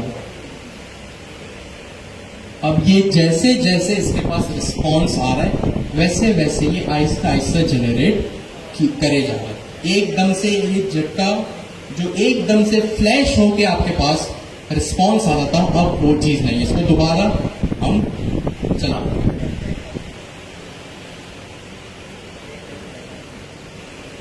ये देखिए जैसे जैसे इसने रिस्पॉन्स जनरेट किया वैसे वैसे आप तक जो है वो आपके मतलब की चीज पहुंचती हो। तो ये था आपके पास रनर का कॉन्सेप्ट। हमने 3 चीजें देखी, runner dot run underscore sync जो सिंक्रोनस होता है। जब आपको किसी चीज की एग्जीक्यूशन ब्लॉक करनी हो, आप चाहें कि भाई नहीं पहले ये काम पूरा होगा फिर ही दूसरा काम होगा, तो आप रन अंडरस्कोर सिंक यूज करें। दूसरी चीज हमने देखी रन जो कि एसिंक्रोनस होता है। अगर आपने और हमने ये एग्जांपल देखी कि अगर आपको किसी की एग्जीक्यूशन ब्लॉक ना करनी हो, अगर मल्टीपल एपीआई सेम जगह पे अपना काम कर रही है तो आप रन यूज करें ताकि किसी की वजह से किसी की एग्जीक्यूशन ब्लॉक ना हो। अगर आपने इस प्रोसेस में रन सिंक यूज किया जो कि सिंक्रोनस होता है, तो जब तक पहली एपीआई का रिस्पॉन्स नहीं आ जाएगा दूसरे की बारी नहीं आएगी। फिर आपने देखा स्ट्रीमिंग, जैसे जैसे रिक्वेस्ट का रिस्पॉन्स आपके पास जनरेट होता है एलएलएम के पास, आप तक उसके यूजर तक ये चीज पहुंचती रहती है, यानी लाइव डेटा स्ट्रीमिंग। मैं आपसे बात कर रहा हूं, जो अल्फाज बोल रहा हूं फौरन आप तक पहुंच रहा है। मैं अपने अल्फाज खत्म करके जो है वो आप तक अपना काम अपनी बात खत्म कर दूं, फिर एक साथ चीज आप तक नहीं पहुंच रही। ठीक है, तो ये 3 चीजें थी हमारे पास रनर मेथड। 3:21 हो रहा है, 10 मिनट का ब्रेक करें फिर हम अपना दूसरा टॉपिक शुरू करें। थैंक यू उमर भाई, thank you so much. Next हमने अभी देखा रनर के कुछ मेथड्स, जिसमें हमने देखा रन सिंक, रन और रन स्ट्रीम। आपके पास किस तरह सिंक्रोनस एसिंक्रोनस और स्ट्रीमिंग में रिस्पॉन्स आता है। ठीक हो गया जी।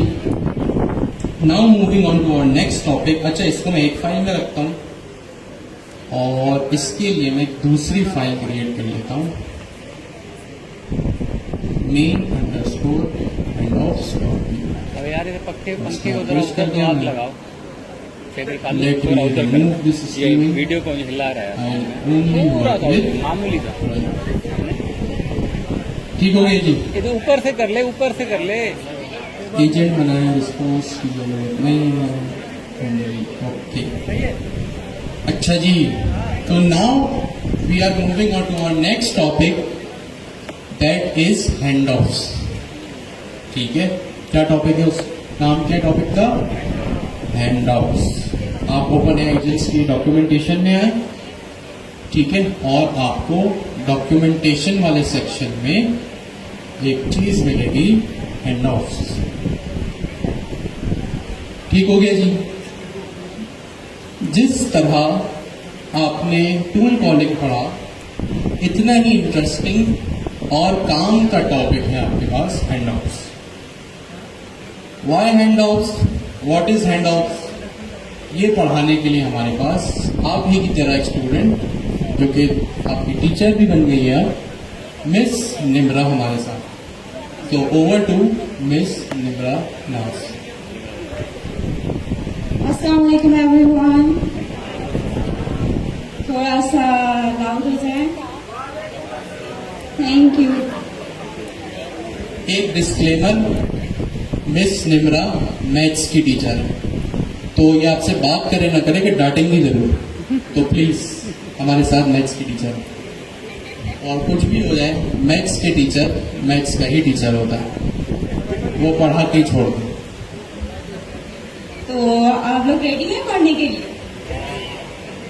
पढ़ेंगे। और मैथ्स टीचर, आपको पता है एक मीम भी बड़ी चली थी मैथ्स टीचर के लिए कि दूसरे सब्जेक्ट होते हैं यूनिवर्सिटी में तो जो है वो टीचर नहीं आते, छुट्टी कर लेते हैं. But maths teacher, when I was in university I was doing BS maths from Dawood university of engineering and technology. तो हमारे मैथ्स टीचर कभी छुट्टी नहीं करते थे, वो समझा कर ही छोड़ते थे. बारिश हो जाए, बोर्ड में आओ, किसी में भी आओ, आना पड़ेगा.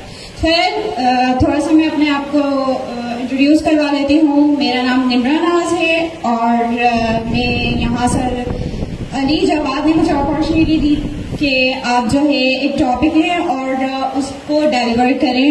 If you are interested, so I was interested, so I am here in front of you.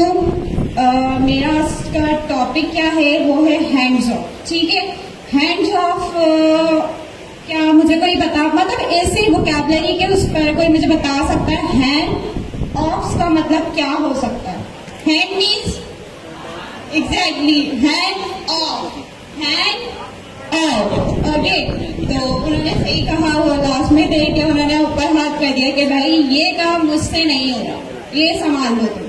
ठीक है, हैंड ऑफ करने से पहले हम जो है पहले पढ़ेंगे जो कि हैंड ऑफ के लिए एक बहुत इम्पोर्टेंट टॉपिक है, वो है मल्टी एजेंट्स. ठीक है, अभी तक हमने जितनी भी एप्लीकेशंस बनाई थी आपने देखा होगा उसमें हमारा सिर्फ और सिर्फ एक ही एजेंट बन रहा था. वो एक ही एजेंट जो है सारे काम कर रहा था, सारे एग्जीक्यूशन करवा रहा था. उसी एक एजेंट से हम अपना सारा काम करवा रहे थे. बट मल्टी एजेंट्स नाम से क्या लग रहा है आपको? मल्टी एजेंट्स का मतलब क्या होगा? ऐसी एप्लीकेशन, उसमें क्या होंगे? कितने सारे? बहुत सारे भाई. मल्टी एजेंट्स मीन बहुत सारे एजेंट्स होंगे. ठीक है, रिस्पॉन्स तो बहुत अच्छा आ रहा है, मतलब पढ़कर आए हैं मल्टी. वो क्या करें कि उससे भी देखें तो हमें पता लग जाता है कि जो है मल्टी एजेंट्स मतलब वहाँ पर ऐसी एप्लीकेशन होगी जिसमें ऐसा एजेंट, मतलब ऐसी एप्लीकेशन जिसमें बहुत सारे एजेंट्स मौजूद होंगे. तो हैंड ऑफ के टॉपिक में इसका क्या कॉन्टेक्स्ट है, क्या सिनेरियो है, वो देख लेते हैं. इससे पहले हमने जैसा भी मैंने बताया कि एक ही एजेंट सारा काम करेगा. ठीक है, अब यहाँ पर मल्टी एजेंट्स है. मल्टी एजेंट्स की नीड क्यों पड़ेगी भाई हमें? एक ही एजेंट जब हमारा सारा काम कर रहा है तो why we are considering lots of multi agents in our application? Multitasking. Exactly, who is saying? कौन कह रहा है? हाथ तो उठाएं. Okay, super. क्लैपिंग कर दें इनके लिए. What's your name? Akbar. Akbar बादशाह. अकबर प्लीज. अकबर बादशाह. Okay, that's great. अबे पीछे वाला लकब तो लगा इन्होंने ले. मुझे बताया कि हर एजेंट अपने काम में स्पेशलाइज्ड होगा. हर एजेंट का एक स्पेसिफिक रोल होगा, उसका एक टास्क होगा जो उसे कंप्लीट करना होगा. बट स्टिल वही क्वेश्चन कि भाई हमें इतने सारे एजेंट की जरूरत ही क्यों पड़ रही है? ओके, ताकि काम जल्दी हो सके. फास्ट हो और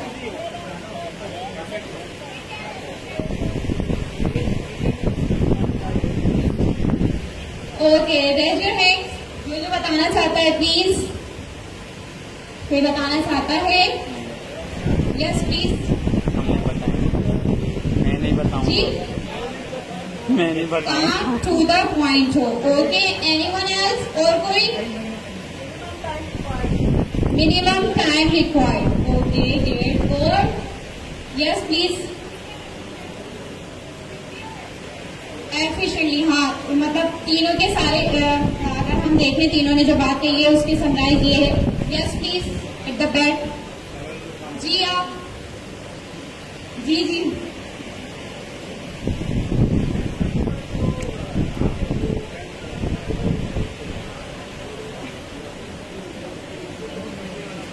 ओके, चले अब देखते हैं.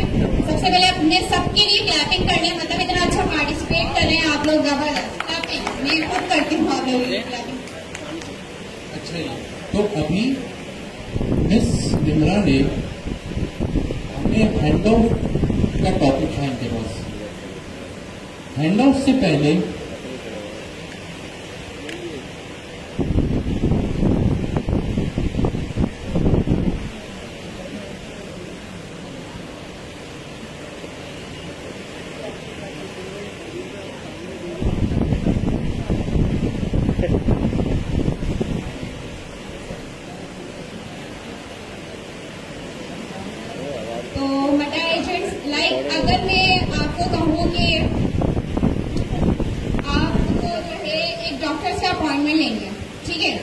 अब डॉक्टर से अपॉइंटमेंट लेनी है कि स्पेसिफिक आपने जो है वो हॉस्पिटल जो है ढूंढना है। अब आप उस डॉक्टर तक पहुंचने में कितना टाइम लगेगा, मतलब क्या क्या आपकी जो है बीच में डिफिकल्टीज आएंगी। सबसे पहले तो आप करेंगे हेल्प डेस्क, ठीक है, आप वहां कॉल करेंगे, वो सारी की सारी इंफॉर्मेशन क्या लेगा, अपने पास रिकॉर्ड करे, ठीक है, हमारा क्या मर्ज है, क्या करना है, मतलब इस डॉक्टर को के पास हमें जाने, मतलब सारी हमारी क्यूरीज वो कलेक्ट करेगा। तो ये हमारा क्या हो गया, एक एजेंट हो गया। क्या यही मेरी बीमारी को डायग्नोस कर सकता है फ्रंट डेस्क वाला, कर सकता है वो काम? नो, ठीक है। अब उसने सारी इंफॉर्मेशन गैदर की, अब जो, ठीक है, तो ऐसे सिस्टम को हम कहते हैं, क्या कहते हैं, इन शॉर्ट फॉर्म, एक शॉर्ट फॉर्म भी होती है, मल्टी एजेंट्स की एक शॉर्ट फॉर्म भी होती है, किसी को पता है?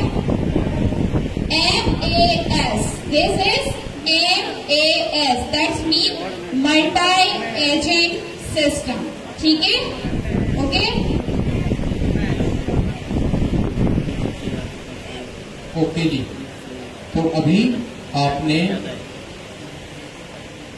एक कॉन्सेप्ट सुना, मल्टी एजेंट सिस्टम।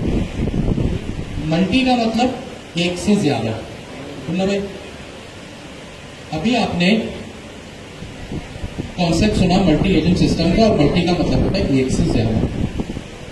क्यों जरूरत पड़ी मुझे मल्टी एजेंट सिस्टम की? मिस निब्रा ने एक एग्जाम्पल दी डॉक्टर्स को कि when you go to a hospital और क्लिनिक, आप काउंटर पे जाते हैं, यू टेक एन अपॉइंटमेंट और आप डॉक्टर से फिर मिलते हैं और जो भी हो, ठीक है, बात सही है। ये आपको क्या हुआ, ये आप डेलीगेट हुए एक स्टेप से दूसरे स्टेप के ऊपर। यहां पे कॉन्सेप्ट समझने वाला क्या है कि किस तरह आप एक जगह पहुंचे और आप फिर किस तरह दूसरी जगह रीडायरेक्ट हुए या राउट हुए। अब जब आपको एडमिशन लेना था यहाँ पे या किसी भी इंस्टीट्यूट में, यूनिवर्सिटी में, कॉलेज में, जहाँ कहीं भी आप एडमिशन लेते हैं, तो पहले आप क्या करते हैं, यू कलेक्ट द फॉर्म। आप फॉर्म किससे कलेक्ट करते हैं? डायरेक्ट उस टीचर से कलेक्ट करते हैं या वहां जो दूसरा एडमिन का बंदा बैठा होता है उससे? एडमिन से। Then you fill that form and फिर आपकी जो रसाई है वो टीचर तक हो जाती है, and then you get the admission, ठीक है। इसका मतलब क्या है, आपको एक सिस्टम से होते हुए गुजारा जा रहा है। इसको आप दो तरह से समझें। कितनी तरह से? दो तरह से। आपकी यहाँ पे दो रिक्वायरमेंट्स कि मे बी, अब हम इसको समझते हैं एप्लीकेशन पाइथन के एजेंट्स एसडीके के कॉन्टेक्स्ट में। May be you have a query जो एक एजेंट जवाब लाके ना दे, जिसके लिए आपको 2 से 3 एजेंट्स की जरूरत हो। अब देख रहे हैं आप, जैसे जैसे टाइम आगे बढ़ रहा है, हमारी एप्लीकेशन की और पढ़ाई की कॉम्प्लेक्सिटी बढ़ रही है। We started with hello world, then tool call, and now multi agent. क्या कहा मैंने? आप सबसे पहले हम ये डिस्कस करते हैं कि आपकी कोई ऐसी क्वेरी है जो मल्टीपल एजेंट से होके गुजरे। मे बी आपका कोई तीसरा ऐसा एजेंट हो, आपको रसाई तो शुरू में एक की ही होती है, then you go to second one, then you go to the third one. Suppose आपके यहाँ गवर्नर हाउस में exam and you want to change your time, जो आप सबकी एक क्वेरी होती है। अब आपने मुझे अप्रोच कि हमें अपना टाइम चेंज करवाना है, मैं आपको क्या रिप्लाई करता हूं? नहीं भाई, ये मेरे बस की बात नहीं है। कॉन्टेक्ट टू द एडमिनिस्ट्रेशन, ठीक है, कॉन्टेक्ट टू द एडमिनिस्ट्रेशन। यानी अभी जो आपकी क्वेरी थी ना, वो मुझ तक पहुंच के सॉल्व नहीं हुई, मैंने आपको एक एप्रोप्रिएट बंदे की तरफ रीडायरेक्ट कर दिया। क्वेरी आपकी एक ही है, I want to change my time. आपने मुझसे बात की, मैंने कहा नहीं, ये मेरे बस की बात नहीं है। मैंने आपको रीडायरेक्ट कर दिया एक दूसरे बंदे की तरफ जिसका वाकई में ये काम है कि वो आपके टाइम को चेंज करे, आपके मसले को सॉल्व करे। मे बी वहां आपका मसला हल हो जाए। तो आपकी जो एक क्वेरी थी ना, वो अब मुझ तक पहुंच के रिजॉल्व नहीं हुई। सही है? हो सकता है एडमिनिस्ट्रेशन को भी किसी तीसरे बंदे की नीड हो। सपोज करें आपको कोई ऐसा रीजन है कि भाई वो भी सॉल्व नहीं कर सकता, उसको सर दानियाल से बात करने की नीड है, सर अमीन से बात करने की नीड है। अब आपकी जो एक क्वेरी थी वो मुझसे शुरू हुई थी, मैंने आपको किसी दूसरे बंदे को रीडायरेक्ट कर दिया और उस दूसरे बंदे की भी बस की बात नहीं थी, उसने आपको तीसरे बंदे को रीडायरेक्ट कर दिया। अब आप देख रहे किस तरह आपकी एक क्वेरी जो आप सुबह से लेकर निकले थे घर से, अब वो 3 लोगों तक जा रहे। सबसे इसकी प्राइम एग्जांपल है हमारे गवर्नमेंट ऑफिस। आप एनआईसी बनाने गए, एक टेबल से दूसरे टेबल, दूसरे टेबल से तीसरे टेबल, तीसरे टेबल से चौथे टेबल, ऐसा होता है। और ये आपके साथ काम, आपके साथ सलीमुल्लाह कलीमुल्लाह खेला जा रहा है। तो आपको ये क्या किया जा रहा है, आपकी जो एक क्वेरी थी ना कि मुझे अपना एनआईसी बनाना है, आपको एक टेबल पे रीडायरेक्ट किया, आपको कहा ये ठीक है, जो मेरा काम था एनआईसी बनाने का वो आपने सपोज अपने डॉक्यूमेंट्स जमा करवा दिए टेबल नंबर 1। टेबल नंबर 2 का ये काम है कि वो आपसे पेमेंट कलेक्ट करे। टेबल नंबर 3 का ये काम है कि क्या आप पिछले 2 काम सही तरह से करके आ रहे हैं उसको वेरीफाई करना, और चौथे टेबल से आपको आपका एनआईसी लाइसेंस पासपोर्ट जो भी है वो मिलना। आपकी एक क्वेरी थी बट आपको मल्टीपल जगहों से होके गुजरना पड़ा। अब अभी मैं एजेंट्स की इसमें कोई बात नहीं कर रहा हूं, रियल वर्ल्ड की बात कर रहा हूं जो रोजाना फेस करते हैं। आप बैंक जाते हैं, आपको कैश डिपॉजिट कराने एक काउंटर है, कैश विड्रॉ कराने एक काउंटर है, दूसरा नया काउंटर है। बैंक अकाउंट खोलना है, बैंक अकाउंट क्लोज करवाना है, एटीएम का कोई मसला है, लोन चाहिए, हज एप्लीकेशन चाहिए, गाड़ी की एप्लीकेशन चाहिए, अलग अलग आपके मसलों के अलग अलग तौर तरीके, अलग अलग टेबल्स हैं। भाई अब आप मुझे बात बताएं, अगर ये सारे काम एक बंदा करता, क्या कहा मैंने, अभी मैं फिर कह रहा हूं, मैं एजेंट्स की एप्लीकेशन की कोई बात नहीं कर रहा।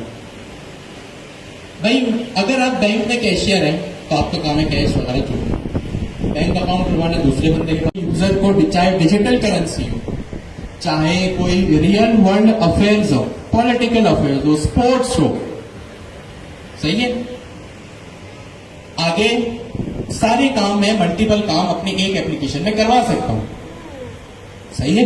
तो अगर मैं एक ही एजेंट से बोलूं मुझे बिटकॉइन का प्राइस भी बताओ, मुझे ये भी बताओ कि फ्यूचर में मुझे बिटकॉइन खरीदना चाहिए कि नहीं खरीदना चाहिए, मुझे रियल वर्ल्ड अफेयर्स के बारे में भी बताओ कि इसका कोई इम्पैक्ट मेरी करेंसी, मेरे इन्वेस्टमेंट के ऊपर तो नहीं होगा, ठीक है। तो ये सारे काम अगर मैं एक एजेंट से करवाऊं तो मैं मुश्किल में फंस जाऊंगा। कैसे फंसूंगा वो हम अभी देखेंगे, हम ये भी देखेंगे कि ये मैं क्यों कह रहा हूं, ठीक है।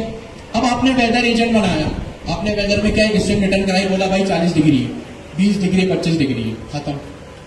अगर आप वाकई में एक वेदर एजेंट बना रहे हैं तो वेदर का काम मतलब सिर्फ ये नहीं है कि करंट मौसम का हाल बताओ।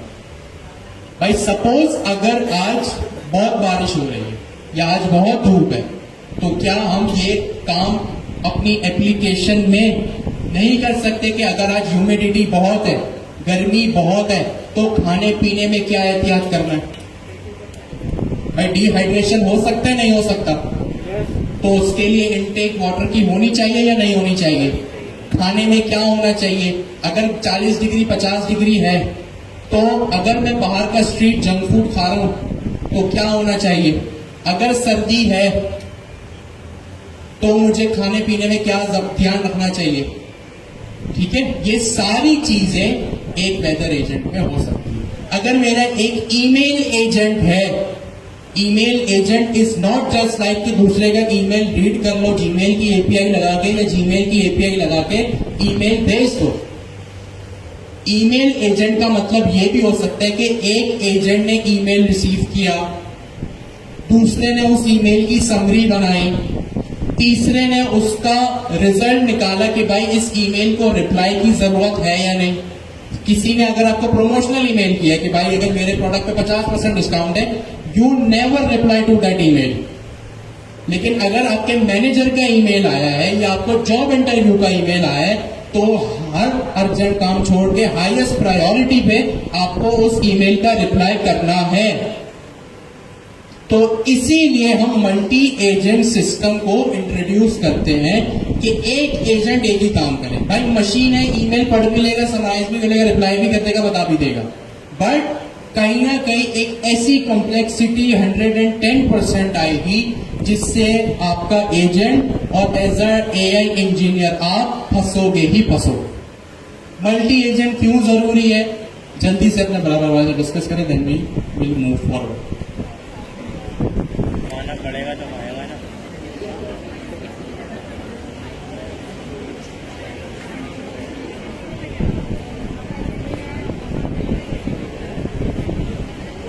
रवीश भी नहीं आ रहा, उसको जॉब मिली है ना।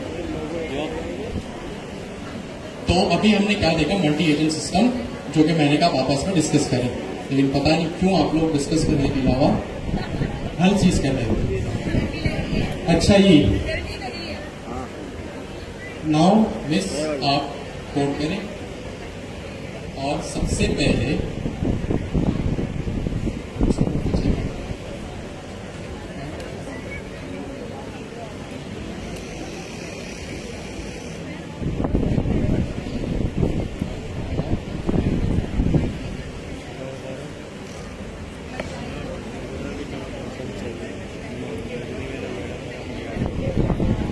शुक्र है वहाँ से आए, वहाँ पर इधर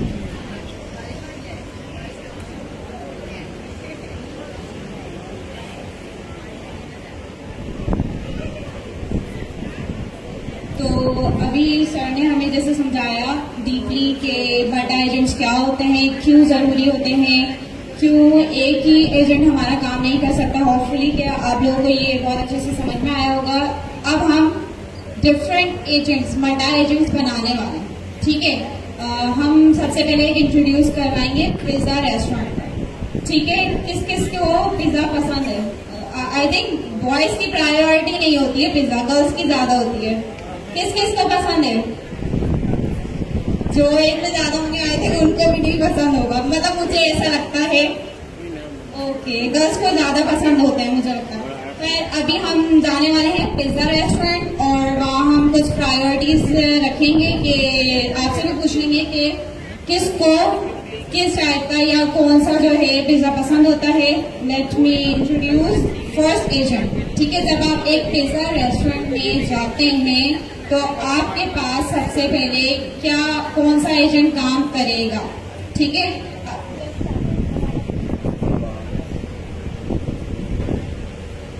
अच्छा जी,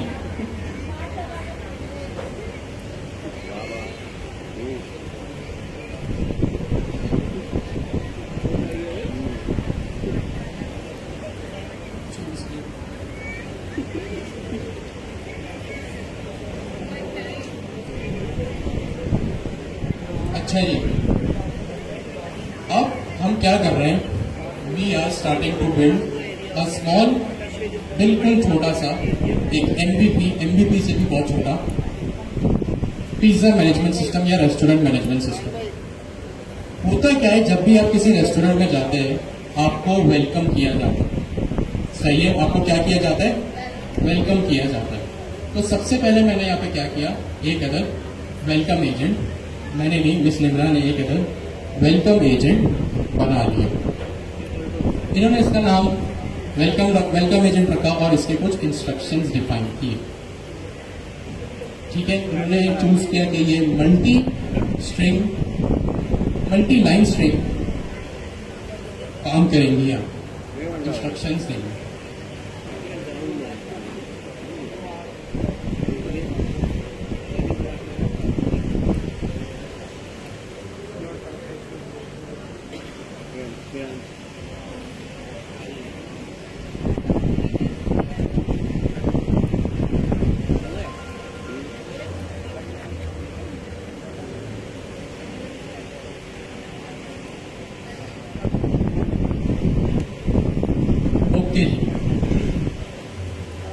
इसलिए मैंने यहाँ पे एक इंस्ट्रक्शन दिया कि you welcome the customer, greet the customer politely. Simple है, पढ़ते ही समझ आ रहा होगा कि ये एजेंट का काम कस्टमर को जो है वो ग्रेसफुली रिसीव करना है और उसको वेलकम करवाना है। एक वार्निंग, एक सेकंड,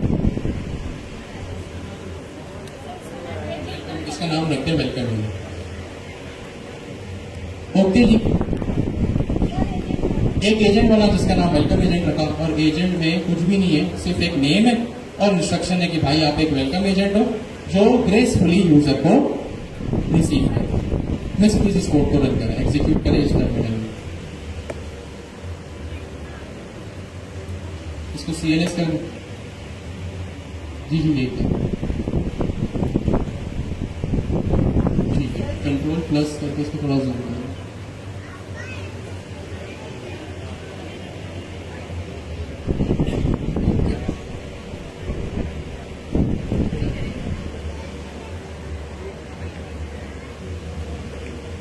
हमने अपनी फाइल का नाम भी चेंज कर दिया, so it's main underscore hands of या हैंड ऑफ OFFS.PO।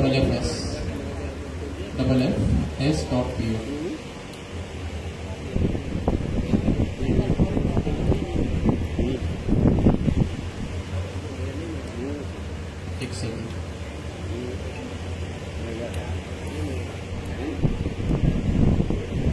अब आप यहाँ पे एरर पड़े, कौन current run was never awaited. क्या इश्यू है यहाँ पे? अवेट नहीं लगाया, कहाँ पे? रन से पहले अवेट लगा दिया। इसको हम दोबारा रन करते हैं।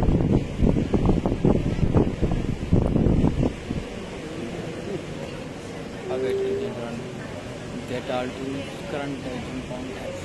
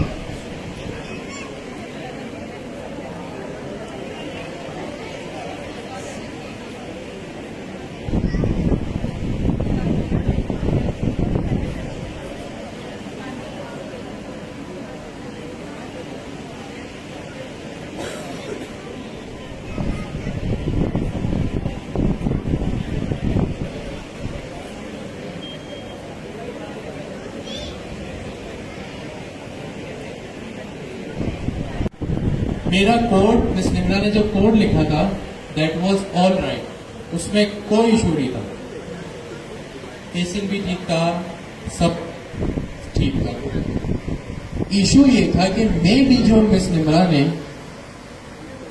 एक मल्टी स्ट्रिंग बनाई ना, मल्टी स्ट्रिंग बनाई, उसमें इशू था। और उसके बाद में भी, क्योंकि अब वो कोड रिवर्ट कर दिया मैंने, आखिरी में उन्होंने एक कॉमा लगा दिया। अब कॉमा से ये एरर कैसे आ सकते हैं? वो इस तरह से आ सकते हैं कि अब comma can also cause an error.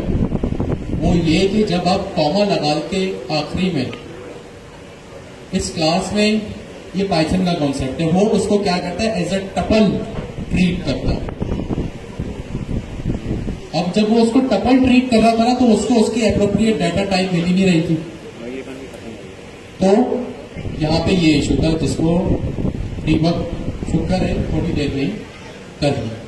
अच्छा, तो हमारी डिस्कशन ये थी कि we are making a small little pizza restaurant type something. मैंने यहाँ पे, मिस निम्रा ने यहाँ पे सबसे पहले जो है वो एक वेलकम एजेंट बनाया। इसको एक काम करते, मल्टी स्ट्रिंग अभी नहीं करते, एवरीबडी नोज द कॉन्सेप्ट, तो आइडिया। वेलकम एजेंट नाम का एक वेरिएबल, उसमें एक एजेंट की क्लास है, उसका नाम वेलकम एजेंट। इंस्ट्रक्शंस में मिस निम्रा ने ये डिफाइन किया कि you are a welcome agent in a pizza restaurant. भाई आप एक वेलकम एजेंट हो पिज्जा रेस्टोरेंट के। आज देन या आज द कस्टमर कुछ भी हो सकता है, to have a seat, your task is to welcome the user politely। यहां पे मैंने एक इंस्ट्रक्शन डिफाइन किया। अब आप देखें कि पहले मैं जो इंस्ट्रक्शन लिखता था वो सिंपल लिखता था, you are a helpful assistant. Now जब मैंने यहाँ पे लिखा अपना इंस्ट्रक्शन, तो किस तरह से लिखा कि you are a welcome agent, उसको बताया कि who are you in a pizza restaurant. मैं थोड़ा सा और स्पेसिफिक, भाई वेलकम तो बंदा कहीं भी कर सकते, हो सकता है घर जाए आपके घर वाले भी आपको वेलकम करें, बट मैंने इसको और स्पेसिफिक किया कि you are a welcome agent in a pizza restaurant. Ask them to have a seat, कि भाई उनसे कहो कि प्लीज हैव अ सीट। आपका टास्क है अपने कस्टमर को पोलाइटली वेलकम करना।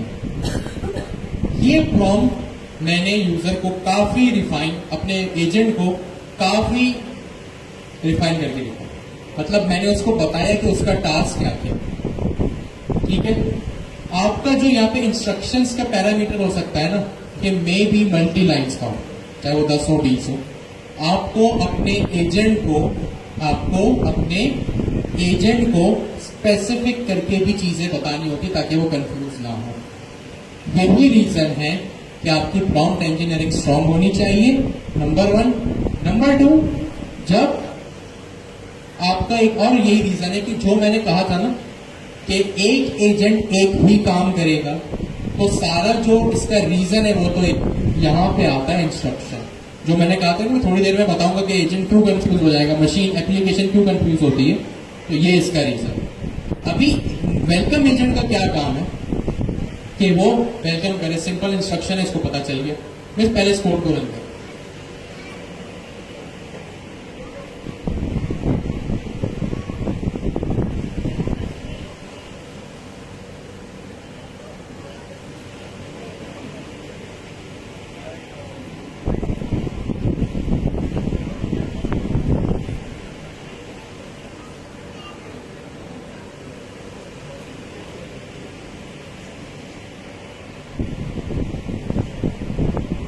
ठीक है जी। तो अब देखें यहां पे मेरे लार्ज लैंग्वेज मॉडल ने मुझे क्या रिस्पॉन्स दिया। हेलो, मैंने इसको प्रॉम्प्ट क्या दिया, यूजर प्रॉम्प्ट। सिंपल मैंने इसको यूजर प्रॉम्प्ट में हेलो के लिखा, नथिंग फैंसी। मैंने यहाँ पे लिखा hello welcome to pizza restaurant. ये चाहता तो खुद से भी कर सकता था, बट इसने यहाँ पे मुझे एक इंडिकेशन दे दिया कि आप जब मुझे इतना सब बता रहे हो तो अपने रेस्टोरेंट का नाम भी बता दो जिसमें मुझे वेलकम एजेंट करना है। How many are you in the party today. भाई आप कितने लोग हैं, please come right this way and I find a lovely table. देखिए इसने किस तरह आपको वेलकम किया, और अगर आप किसी फैंसी रेस्टोरेंट में जाएं तो आपको इसी तरह वेलकम किया जाता है। आपको बताया जाता है कि आप पहले कितने लोग हैं, 2 लोग हैं या 8, 10, 12 लोग हैं। हो सकता है आप ज्यादा लोगों के साथ रेस्टोरेंट में गए हो सकता है आप सिर्फ 2 लोग गए, हो सकता है आप अकेले गए हो। तो इसने आपको क्या किया, इस तरह से वेलकम कर दिया। ठीक है, चले बस अब वेलकम कर लिया। अब आप सोचिए अगर आप होते तो आप क्या करते। आपने वेलकम कर लिया, आप वेलकम हो गए, you are on the seat. अब बारी आती है फूड ऑर्डर करने की। ठीक है, क्या ऑर्डर करने की, फूड ऑर्डर करने की।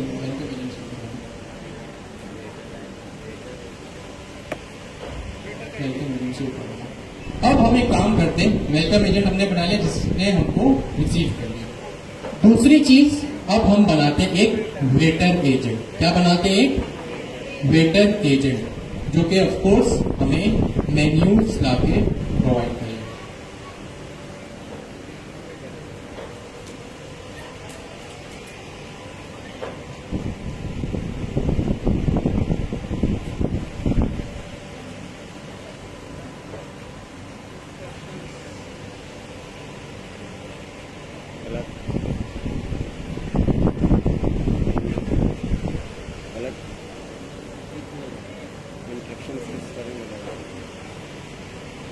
अब हम इसको बताएंगे कि you are a waiter agent. ठीक है, देखिए मैं किस तरह इसको स्पेसिफाई कर रहा हूं। पहले मैं क्या करता था, सिर्फ और सिर्फ अपना लिखता था you are a helpful assistant खत्म। अब मैं इसको स्पेसिफिकली बता रहा हूं कि आप कौन है और आपका काम क्या है।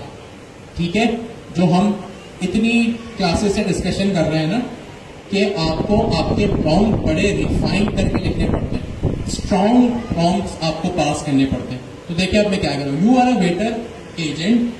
ठीक है, और यहाँ पे अब मैं क्या करूंगा, you are a waiter agent के बाद मैं कुछ डिशेज लिस्ट ऑफ पिज्जा। ठीक है, मैं 2 से 3, you are a waiter agent provide a list of pizzas to the customer. ठीक है, डॉट लगा दें, फुल स्टॉप, और यहां पे लिखते हैं generate any 3 pizza name by yourself.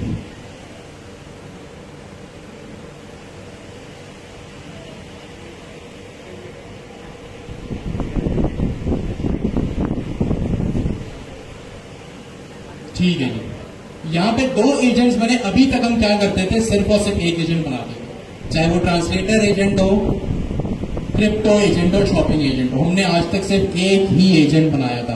अब आपके सामने यहाँ पे क्या है, 2 एजेंट्स है। कितने एजेंट्स हैं, 2 एजेंट्स हैं। अब बारी आती है हमारे हैंड ऑफ समझने की। क्या समझने की, हैंड ऑफ। अब हमने ये भी देखा कि भाई किस तरह जब आप अपने रनर को आपका स्टार्टिंग एजेंट प्रोवाइड करते हो। क्या प्रोवाइड करते हो, स्टार्टिंग एजेंट आप प्रोवाइड करते हो ना। अब हम क्या करेंगे, एजेंट हमारे पास यहाँ पे एक ही है कि मेरी कहानी कहां से शुरू हो रही है, एप्लीकेशन कहां से शुरू हो रही है, वेलकम एजेंट से। कहां से शुरू हो रही है, वेलकम एजेंट से। लेकिन वेलकम होने के बाद मैं किस तरह अपने वेटर एजेंट तक पहुंचूंगा, अब हम देखते हैं ये। जी miss, please explain hand of.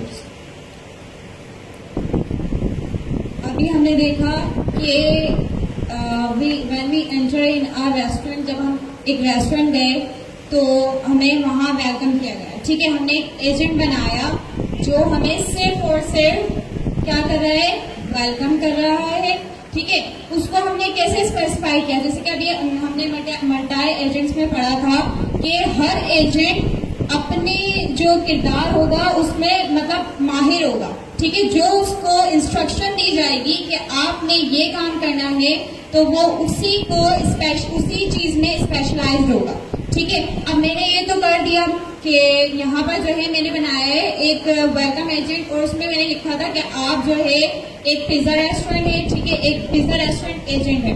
ठीक है, वहाँ आप सबसे पहले क्या करते हैं, वेलकम करते हैं, ग्रीट करते हैं, और पोलाइटली आप जो है अपना वेलकम करते हैं यूजर को। सिर्फ और सिर्फ उसका काम क्या है कि कस्टमर्स को वेलकम करना। ठीक है, आगे वो काम एग्जीक्यूट नहीं कर सकता। क्या आप जाके वहां पर ऐसे ही वेलकम होके बैठ जाएंगे? Welcome, okay welcome. नहीं आगे प्रोसेस होगा, ठीक है। आगे आपने जो है आप डाइनिंग करना चाह रहे, तो आप जो है क्या खाने में क्या लेंगे, आप कितने लोग हैं, ये सब कुछ आपने बताना पड़ेगा। तो हमने अभी तक क्या कौन सा एजेंट बनाया था, एक वेलकम एजेंट, और दूसरा हमने बनाया कौन सा एजेंट, वेटर एजेंट।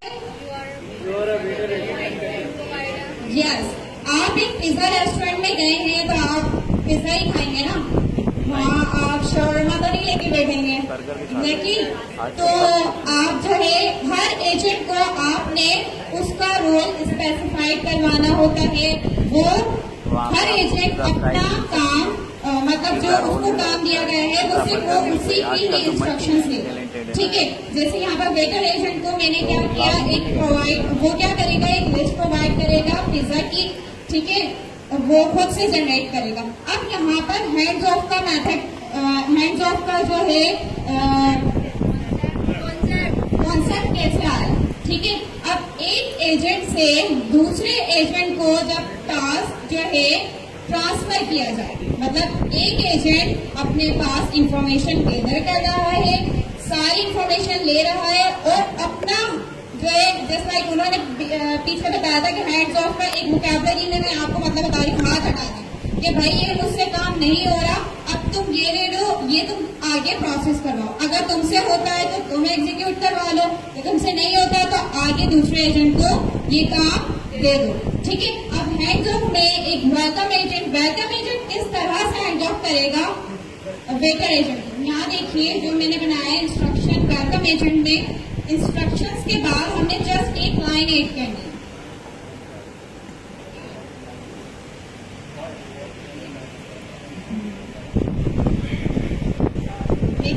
यहाँ पर इंस्ट्रक्शंस के नीचे एक और लाइन जस्ट ऐड करनी है, और वो उससे क्या होगा, एक एजेंट डेलीकेटली अपना टास्क जो है दूसरे एजेंट को ट्रांसफर कर देगा। दूसरे एजेंट को ट्रांसफर या ये जो पूरा प्रोसेस है ट्रांसफर करने का, ये क्या कहलाता है, हैंड्स ऑफ, ठीक है। तो हम क्या लिखेंगे यहाँ पर, handoffs is equals to square brackets, कौन से एजेंट को मैं हैंड ऑफ करवा रही हूँ, वेलकम एजेंट के बाद कौन सा एजेंट आएगा मेरे पास, वेलकम वेटर एजेंट, एग्जैक्टली। यहाँ से हम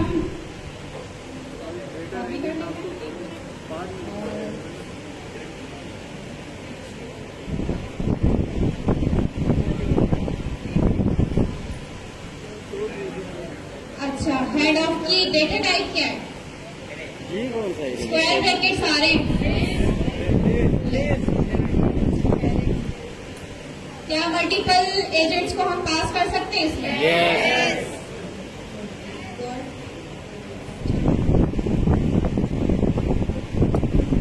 आपने देखा कि हमने जो है वो इससे पहले टूल का एक एट्रीब्यूट देखा था, अब हमने क्या देखा, एक एजेंट का एट्रीब्यूट देखा। आपका सारा जो गेम है, जैसे जैसे कॉम्प्लेक्सिटी आपकी बढ़ती है वैसे वैसे क्या होता है, आप जो है वो प्रॉम्प्ट अपना डिफाइन कर सकते हैं। अब यहाँ पे मेरे पास मैसेज क्या आया, वो मेरे पास रिस्पॉन्स में है, welcome to our restaurant, please have a seat and I will get someone to help you. क्या लिखा है इसने आखिरी में, I will get someone to help you. अब गौर से देखें, जो इसका पहला रिस्पॉन्स था, सारी बातें आपके माइंड की आपको ऑब्जर्व करने के एलएलएम कब किस तरह क्या रिस्पॉन्स दे रहा है। जब पहले मेरे पास हैंडऑफ्स का एट्रीब्यूट नहीं था तो इसने मुझे ये रिस्पॉन्स दिया कि वेलकम, यहां जाके बैठ जाओ। नाउ इसका रिस्पॉन्स क्या है, वेलकम तो इसने किया, please have a seat and I will get someone to help. एक चीज, दूसरी चीज, मिस आप एक काम करें, इसने अब हम थोड़ा सा इसको इस तरह बनाते हैं कि भी एक सिंगल टर्न में, जैसे अगर आप एक चैट पे बात करते हैं ना, मैं एक काम करता हूँ, यहाँ पे मैसेज का वेरिएबल बनाता हूँ इज इक्वल्स टू इनपुट, एक पाइथन का बिल्ट इन फंक्शन है जो यूजर से इनपुट लेता है। यहाँ पे मैंने लिख दिया एंटर योर मैसेज। अब यहाँ पे मैंने क्या किया, वाइल ट्रू। अब मैंने क्या किया, थोड़ी अपनी कोड को बढ़ाएं। जैसे आप व्हाट्सएप पे बात करते हैं ना, आपके पास ऑलवेज एंड कंटिन्यूअसली जो है वो ऑप्शन आ रहा होता है मैसेज भेजने का, आपके पास अब वही होगा। आपके पास क्या होगा कि आपने अभी तो मुझे यार ये बार बार यहाँ पे जो है वो लिख के देखना पड़ता, बार बार न्यू प्रॉम्प्ट। अच्छा एक काम करते हैं, हम इसको दूसरे तरीके से भी चला के, हेलो बोला तो देखिए इसने हेलो लिख दिया। मिस एक काम करें, यहाँ पे लास्ट एजेंट भी लिख लो। लास्ट एजेंट क्या करता है, रिजल्ट डॉट लास्ट एजेंट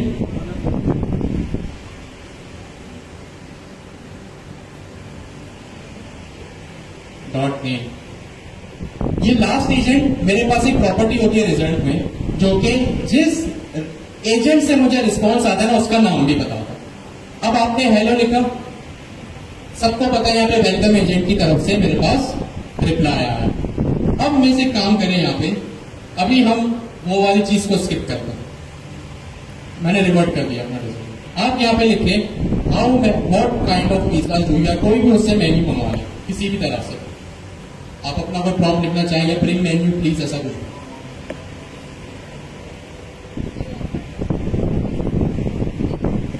हो सकता है हमें अपना इंस्ट्रक्शन और रिफाइन करके देना पड़े, चाहे वो सिस्टम हो या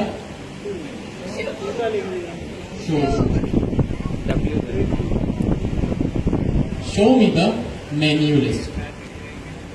आए टर्मिनल में आए, इरेज मत कीजिएगा, डायरेक्ट लिखे यू ही रहने।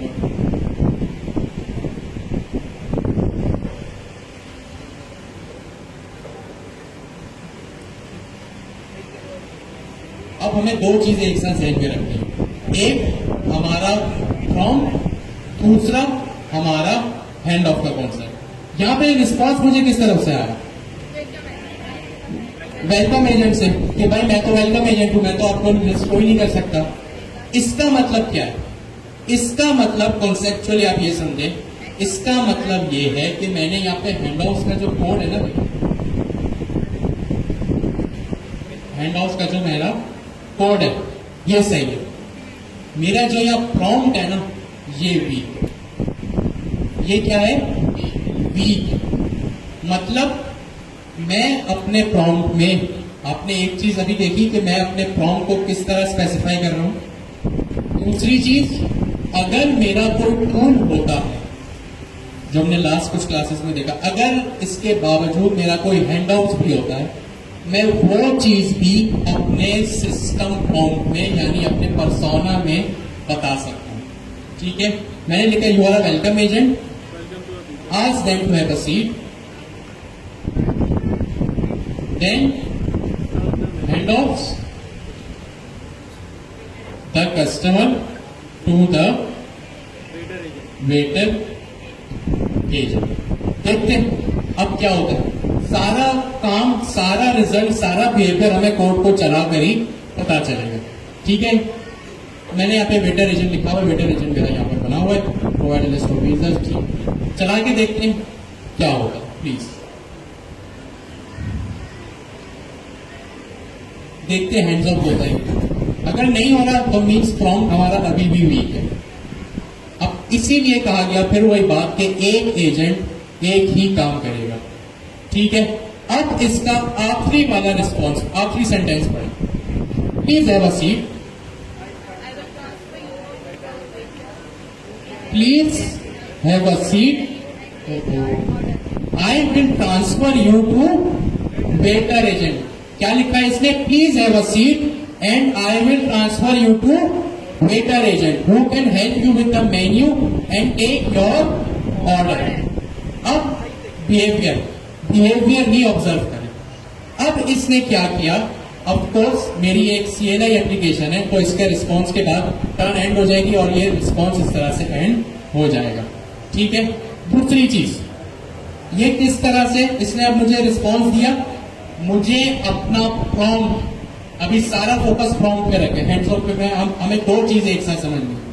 सबसे पहले प्रॉम्प्ट मैंने अपना रिफाइन करके लिखा कि वेलकम होने के बाद आप जो है वो यूजर को हैंड ऑफ करोगे। क्या करोगे, हैंड ऑफ करोगे, यानी अपने ऊपर आपके पास जो जिम्मेदारी थी ना यूजर को वेलकम करने की, उस जिम्मेदारी को फिर आप जो है वो वेटर एजेंट को ट्रांसफर करेंगे। तो यहाँ पे इसने यही लिख दिया, ठीक है। तो मैंने यहाँ पे क्या किया, अपना प्रॉम्प्ट को रिफाइन किया और इसने मुझे कहा कि ठीक है मैं आपको वेटर एजेंट को डेलीगेट कर देता हूं। जल्दी से ये ऑब्जर्वेशन अपने बराबर वाले से डिस्कस करके किस तरह प्रॉम्प्ट के बाद और प्रॉम्प्ट से पहले एलएलएम का बिहेवियर क्या था, चेंज होकर आ रहा है, ठीक है। अभी हमारे पास टाइम खत्म हो गया, ठीक है। और टेक्निकल डिस्कशन करने के लिए इसको हमारे पास टाइम नहीं है। एक काम करते हैं, हम अपनी डिस्कशन को नेक्स्ट क्लास के लिए रखते हैं। तब तक के लिए अल्लाह हाफिज, थैंक यू सो मच। जो हैंड्स ऑफ हमने अभी पढ़ा है इसको आप खुद भी चला के देखिए और अपने एलएलएम का रिस्पॉन्स जो है वो गेट करके देखिए। आज का जो भी कोड है वो आपको रेपोजिटरी में मिल जाएगा। नेक्स्ट क्लास में मिस निमरा फिर से जो है वो हमें हैंड्स ऑफ पढ़ाएंगे। थैंक यू सो मच अमर भाई, thank you so much miss Nimra, thank you so much, Allah Hafiz. South को बड़ी खुशी है। हाँ भाई, पार्सल रिसीव हो गया, डिलीवरी